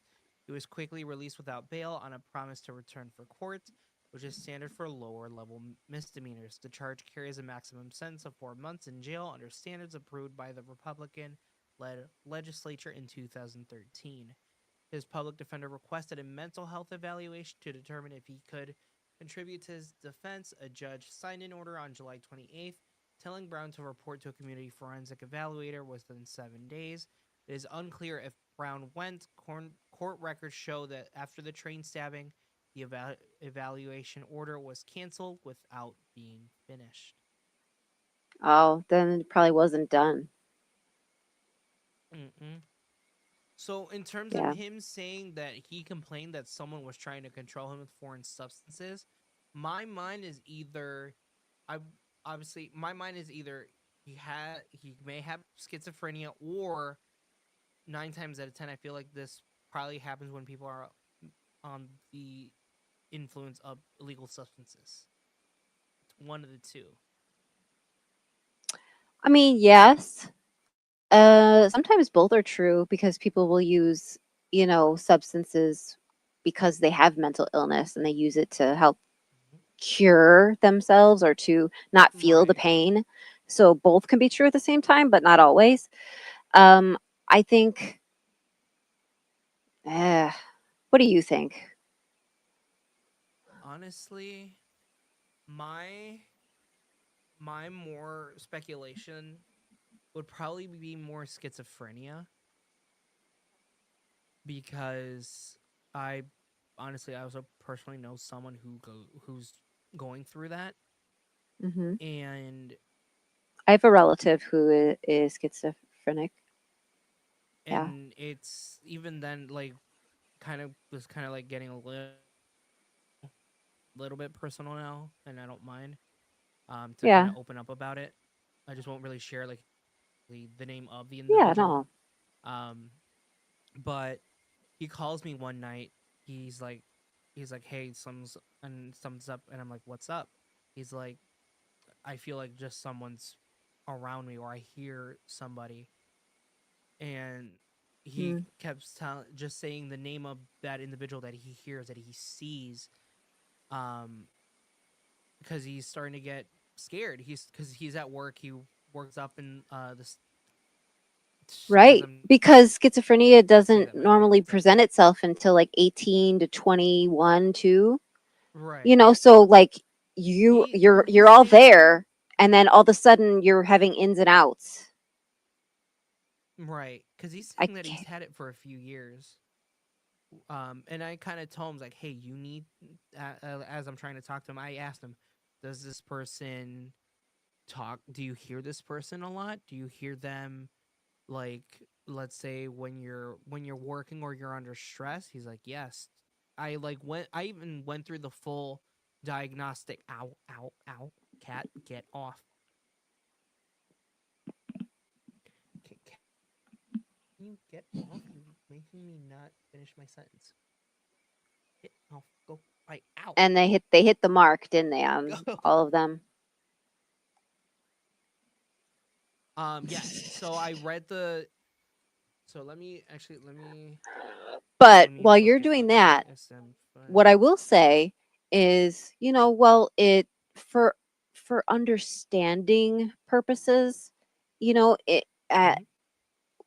we as like a society like to know why, what was going on, Right. um uh, but even if, I mean, it does sound like what you said, for sure, as far as my limited knowledge goes. Um, but the thing is irregardless of what his mental health needs were, it was clear to other people that he needed help, and it Mhm. didn't come in time. So, it doesn't matter if if he looked like he presented, as this disorder or that disorder. He just seemed dysregulated. Something wasn't firing correctly and processing appropriately, and there was something going on. That's what mattered. That's and if he was presenting dysregulation to such a level of concern, he should have been held. He should have been seen sooner. Regardless of, oh, it looks like it might have been this or that. That's just us wanting to know. But if he presented as dysregulated, that's enough. That in itself, in my opinion, and I think it would have saved her life. Yes, I think that as well. That Yeah. if that would have gotten noticed and checked in time, Hmm. this wouldn't have happened. That kind of tragedy would not have happened. Yeah. I mean, if it was, drugs, a combination, whatever, it needed immediate attention. It needed immediate attention. I So know here, we at failed least them. from what I have it pulled up here in term. This is directly through the DSM-5. Um, and I asked my friend this in order. I asked him presence of at least two of the following symptoms for a significant portion of time during a 1 month period, or less. Excuse me, or if less successfully treated, um, or less if. Oh my god, I can't speak tonight. I asked him number one: delusions, hallucinations, disorganized speech, grossly disorganized or catonic behavior, negative symptoms, for example, reduced emotional expression. To which he answered yes to all of these. So, and I kind of like, as a friend, I even urged him like, hey, you need to get checked out. If you believe you have this, go get seen and get evaluated. But at least from what I've been told, or what he's told me before in the past, is that they've written it off as like his ADHD or autism diagnosis. So that's where I'm like, that's concerning. It's concerning that, obviously this is a specific situation, but just that that's the mindset of these, you know, the people that he has come, cross paths with, I guess you could say, Mhm. that's their mindset, how to address mental health. So there's another failure, right? Yeah, it's just sad because, I mean, Yeah, I it doesn't, maybe he doesn't have that, mental health thing going on. right. Maybe it's something else. Maybe you're spot on and Could be you should, something else rather than yeah. I'm not saying, like you should get an honorary degree on your wall or anything like that, but um right. even so, like if he doesn't if he doesn't, I don't know. Just, man, the world. It's It's a bummer. honestly, I would the the world's kind of crazy right now as well. Yeah. Um, But one thing I was thinking really quick is that hmm? at least the percentage of violent acts by people who present those certain type of mental characteristics is very low. At least that. It doesn't mean we care less about them or we should care differently Right. about them, but at least, like just because, somebody may present these, characteristics or have it get it diagnosed by a doctor with that they will become a killer or, allegedly, or, someone who does really, bad things. We just don't know because it's like every person, it's going to be different. They're not all exactly the Yeah. same. Some hear God in the wind, like my relative, um, and they're homeless because they keep getting spit back and forth and back and forth and back and forth. And, they'll take their meds and they'll feel fine and they'll feel good for a while. And then they'll feel like, I'm fine now. I don't need them. And then they go off him and then they become, uh, uh, the, yeah, then they just fall back into the same pattern and it's over and over and over again. But luckily there hasn't been any, physical violence or anything, Right. that I'm at all. But it's still scary That's and always sad the for sure. one good part. Yeah, because those make sensational stories, you know, and I will TV shows say and 3-part documentaries. I will say that you kind of brought this up earlier in the Oh, episode. consumption I of, will say yeah. um that eventually I could do a spin-off of our show and really focus on a lot on like true crime stories. Okay, Um I love that. By the way, I was thinking that, but that I'm would be like, a fun time as well. Just so that we like the one like my personal stories that I've been following as well. More are the ones that I followed personally are of John Wayne Gacy, Jeffrey Dahmer, and Ted okay, Bundy specifically. Those are ones that I I followed love serial closely. killer stuff. That sounds so. I don't love it, but I It's get interesting. so. Yes, you want to know, like, pick their brain apart. Why, the what? Oh my gosh, Golden State. Woo, Nelly. Oh, Oh my I have gosh. to look back into the Golden State Killer. The Golden State Killer, he's the one that he didn't get caught until, like, I mean, maybe 10 years now. I don't know, it's give or take a little bit, but he got finally got caught by DNA through Oh like yeah. those systems, that like people find their ancestry. You give up your personal DNA and they found him by reverse forensic, like like family tree. That's how they So caught that him. And is he was an old man. Joseph And in James front D'Angelo of Jr. I just have to get this out really quick. I Mhm. mean, he looked old, he's old, but he was fit. But when he went on trial, he took a trial and he come out in a wheelchair and look all frail and everything and stuff to try and get empathy, sympathy from the jury and public. But then Mhm. there was a camera in his cell and he was doing like, like fitness stuff and like walking around like, he's, you know, just rocking out.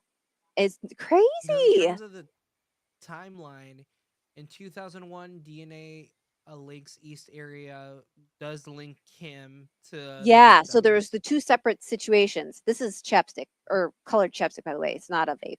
I'll put it down. I'm tactile. No, you're So good. I don't mind. So he so yeah, there was like two separate. They didn't put the two together as one offender until a little bit later, until like the DNA was coming up on that East River East Side something case, but then also had the links over here with the Golden State because he had popped around a little bit. He was a police officer for a short time. Mhm. Yeah, because and then yeah, he thought he his some sweetheart chick he was all nutso over, and she just thought he was a creepo, and he came back to try and Kind of shoot like her, but then shot and killed the dad. Sorry, I love. Yeah. No, you're good. You got me thinking about Rodney Alcala as Oh, well. that guy and all the photographs of we don't Yes, know who the women are that they're we don't know, like they haven't been identified. Yeah, and he was the because he dating was the game one on show, the dating game. he was on the date night show. Yeah, and he got chosen. He had the long curly hair. Hmm. Uh-huh. Oh yeah. Yep, yep, yep. I know for the Golden State Killer, they had, let me see, I'm going through this one. They had renewed, so in 2016, the FBI had announced a renewed effort with a $50,000 reward. In 2018, which was when he was arrested and charged with Yeah, 8 counts. because they did the reverse And then DNA in ancestry thing. They mhm. did magic, and magic And then in turns into 2020, science. which was when he pled guilty to multiple charges in 2020. Yeah, but you could see video of him where like he presents all frail in front of the like in front of in the court, and then he's in his room like oh my For his goodness. age, I'd be surprised. Because even then, with his age, I thought he was like old and probably Well, yeah, not because really I fit mean, just be like, anymore. like when you're a kid and you want to pretend to be sick, like you're not like, Hmm. Mom, I'm sick. I want to stay home today. You're like, Yep. like you're trying to emulate what you want people to give you as far as emotions. So he was emulating like, woe is me, I'm sickly, so he could get empathy from other people when he has no understanding of what Yeah. empathy is. So, In terms of like going towards our final thoughts and closing remarks, yes. what Oh my gosh, you almost think 3 hours. really going on like your first episode? Uh, so I think I'm so glad that I took the risk and did it. I'm high fiving myself. All right, there you go. Gotta do And it right there. yeah, um, yeah, it's really hard to stay on topic. That I will say, it is hard even for myself. Huge. And I'm like, oh, well, there would need to be another podcast for that. And I was thinking about that when we were talking about crime stuff, but I'm like, I'm just, you know, uh, a side, just whatever. And then you said it as we're like both like really engaging, and I'm like, cool. So, but I'm sure, I got a few things wrong, and we're gonna have some people writing in.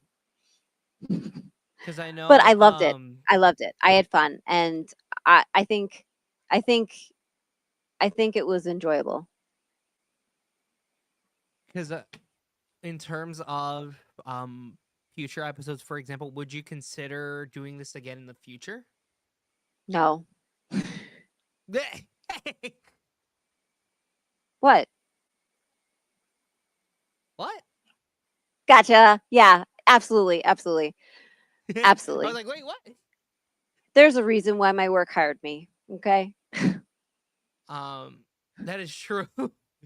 But even then, it's like, because even then, I always ask that because I feel as though personally, the people that I've tried getting on, it always doesn't stick. So as Well, long you'll as figure it I, out when I block you and you know, block you on every social media after as soon as we get off of this thing. that's true. Ghost, yeah. I think that ghosting. I don't know. Maybe there's some cool new term for that now. Yeah, But absolutely, because even yes. then, I No. know like. Sorry, go ahead. Oh, we take turns interrupting each other. It works out. I think we're both just very like, I don't know, excited and engaged. I don't know. It's just good times. But yeah. So yeah. I'm sorry that It's fun to doesn't work out for you in the past, but I don't know why. because But now here I am, like so I always it say, like doesn't I look matter. for energetic folks and want to want to especially in this new format that, for example, that Spotify is doing, since we host our podcast on Spotify. Since they have that new video format, I always say like, Mm, hey, I would say you have to be comfortable in a way if you're doing audio or video. Just because we'll, in certain circumstances or certain platforms, mhm, the mainly Spotify, that's where the video um format will be shown. All other platforms, that is when they will do the audio only. Um, but I would say as long as you're comfortable and are able to attend some episodes, cool. Because we don't. I usually do some solo episodes, some solo, and then I always say, "Hey, do you want to join me on this episode?" That's when we'll arrange a time. I'd Just because love I'm not. to, Oh, like, talk about, like, a like, one true crime case or something like that, or, like, one that's serial what I would killer. say, because especially since we delve into so many different topics, hence the title of the podcast. Um, we delve into so many different topics, kind of like how we did tonight.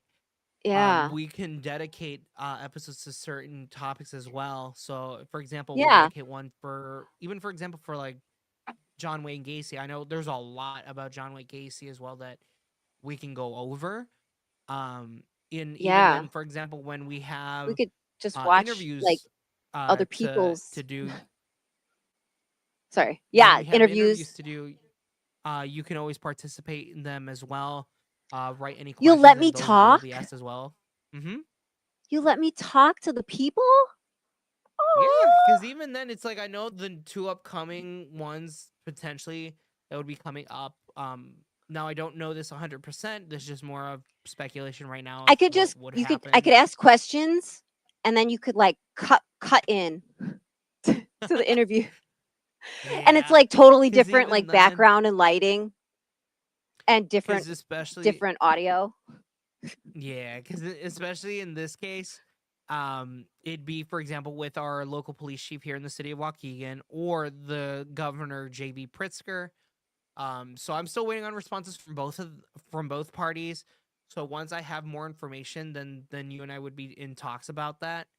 Um, just because we're still working on that as well. Mm. But really, I would say you and I would make a solid duo for that. Um, Hi cat. I got my cat again. She's oh well no, Okay. this is a different cat now. Huh? Beans. Finger beans. Oh yeah, she's got the beans. The beans.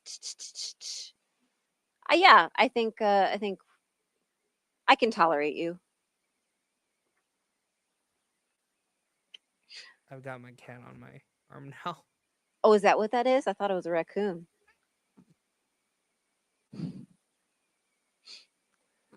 Uh, awesome. Yeah. I'm game. We'll just say that. I'm game. Oh, like the cool kids. No. Or wait. 6'7", 6'7". Oh God, no, no. Actually, okay. Kind of like stealing you for another another 2 minutes. Um, Okay. I've had, I've actually had people tell me, like when I was working a few days ago, they're like, "Oh, I want to put my Magi name as 6'7". I'm like, "What does that mean?" They're like 6'7", and I'm like, again, what does that mean? I'm old. I would Six say I'm seven. old because I'm 20 years old and I don't know many of that, all of that lingo. And even my coworkers start saying it. I'm like, what does that mean? Then the kids start calling me, "Oh, you're 6'7". I'm like, Mm-hmm. huh? I don't know what Do you know is at all, 41? and kids are just spewing random. Do you know No, not 41? even 41. I don't know Uh, sorry, my son because I'm wanted. assuming it's like a player number, maybe. I don't know where these things originate. All I know is that they are things. They're like it's like to get someone else to say it who's not in the know, aka old Right. like me. Just like the whole skibbity thing, it's crazy. Yeah, that's stupid. So yeah, I get lots of people saying, "Can you say 6'7"? Can you say 6'7"?" And I'm like, Oh, jeez. No. I mean, and the only one worst thing, I'm kind of like putting some tiny, tiny innuendo here, where instead people are gonna start saying 6'9". yeah, good thing they're just wholesome kids, you know. Yeah, but But yeah, again, think I ah, then I would walk away and then I come right back and then I say it, which number one they weren't expecting, but number two they already turned their recording devices off. that's true. Um, But I will so they're like, say, oh man, can you do it again? Let me get my thing ready. Come on, I bro. would see that. Yeah. Bro, come on, bro. I'm like, Now, if kids start saying, "Oh, you're so was that a good poggers," I impression? know that was what. Now I know that was a thing. Saying someone was poggers, and I'm like, what? At first, I Yeah. didn't know what it meant, and they're like, "Oh no, you're so cool, champ." And I'm like, "Huh?" Yeah. I that doesn't sound convincing to me actually. If I were to You kind of should definitely ask your kids about that. Be like, "What does this mean?" my kids don't even talk like that. I don't even know if Really? they I don't even know if they would know. I'm not kidding. I never heard any of these words until like people in this you know are saying In the like, oh, interwebs, this is going on or that or what's up with this skibbity boop bop stuff and I'm like, Riz Raz, I right? don't know. I don't know. My if my kids spoke that way, And the I'd know the new one language. for adults is unk. When you're over 18, you're an unk apparently, Oh. like What is short it for when you uncle. say she ate? Does that mean like your stomach is sticking out or like she ate or she's I ate? think when Like I they don't know what say that she means. ait, I think it's like saying, and I've seen this on But I like don't know if they're people saying like like she ate or she's an eight. Like because that could go in some very different directions, you know? that is actually a good question because in terms Like of she she ate ate, like if I remember, she looks very, robust. Or is it she an eight like it's a new compliment? I don't know. I don't I know. think I think she Maybe I'll ate. have to ask. If I remember correctly, it's like saying is if someone's like cool or someone did a Okay. I mean, like a I could see that. I think. Hold on, let me look it up real quick because what is hold on. Come on, This is computer. a What whole different does podcast. This is like another one, like trying to figure out the children's. What are the children's up to these days? Their Oh, okay. This is shenanigans. from Urban Dictionary. She ate Front row. basically is used to describe that someone did something perfectly or looked fabulous. Okay, that's so cool. These kids have been telling me this, without, you know, being too staying vague, if you will. Oh yeah, here it is. So I've this is heard that from a lot. I'm so excited now. That's a good thing. Okay. so it says Yeah, the term is often used to express she ate. admiration or to compliment someone for their achievements, appearance, or actions. That is And then like, do crazy. this. What is Yeah. what is this?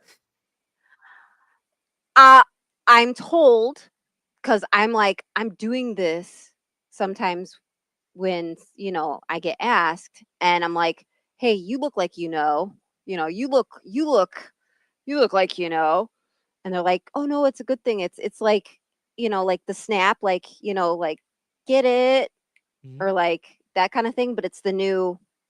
So I'm like, "Okay, so this is a good thing then?" She's like, "Yes." I'm like, "Okay," cuz I was afraid I was telling people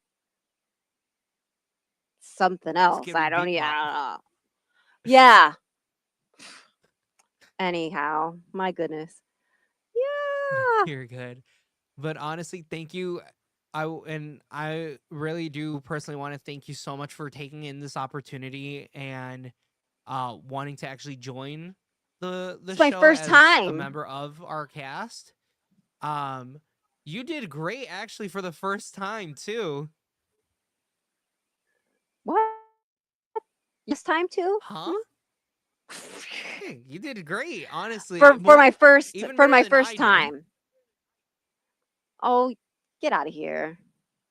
I'm too humble. I No, we had fun. We made each other more comfortable and we made each other look good. You made me look good. I hope I helped you cuz I don't No, know what you I'm you doing. you did. In Okay. terms So, of any closings for our normal closings, you can listen to the episode over on Spotify, Apple Podcasts, or any other streaming platform. For any information in terms of our schedule or to listen to our radio show online, always head to ljentertainmentmedia.com. If you would like to reach out for any public relations needs, just shoot us an email at publicrelations@ljentertainmentmedia.com. Other than that, thank you all so much for tuning into this episode. Little bit thank wild, you. but we like wild, to be honest. Who doesn't? But thank you all so much for tuning in, and we will see you on the next one. Yeah.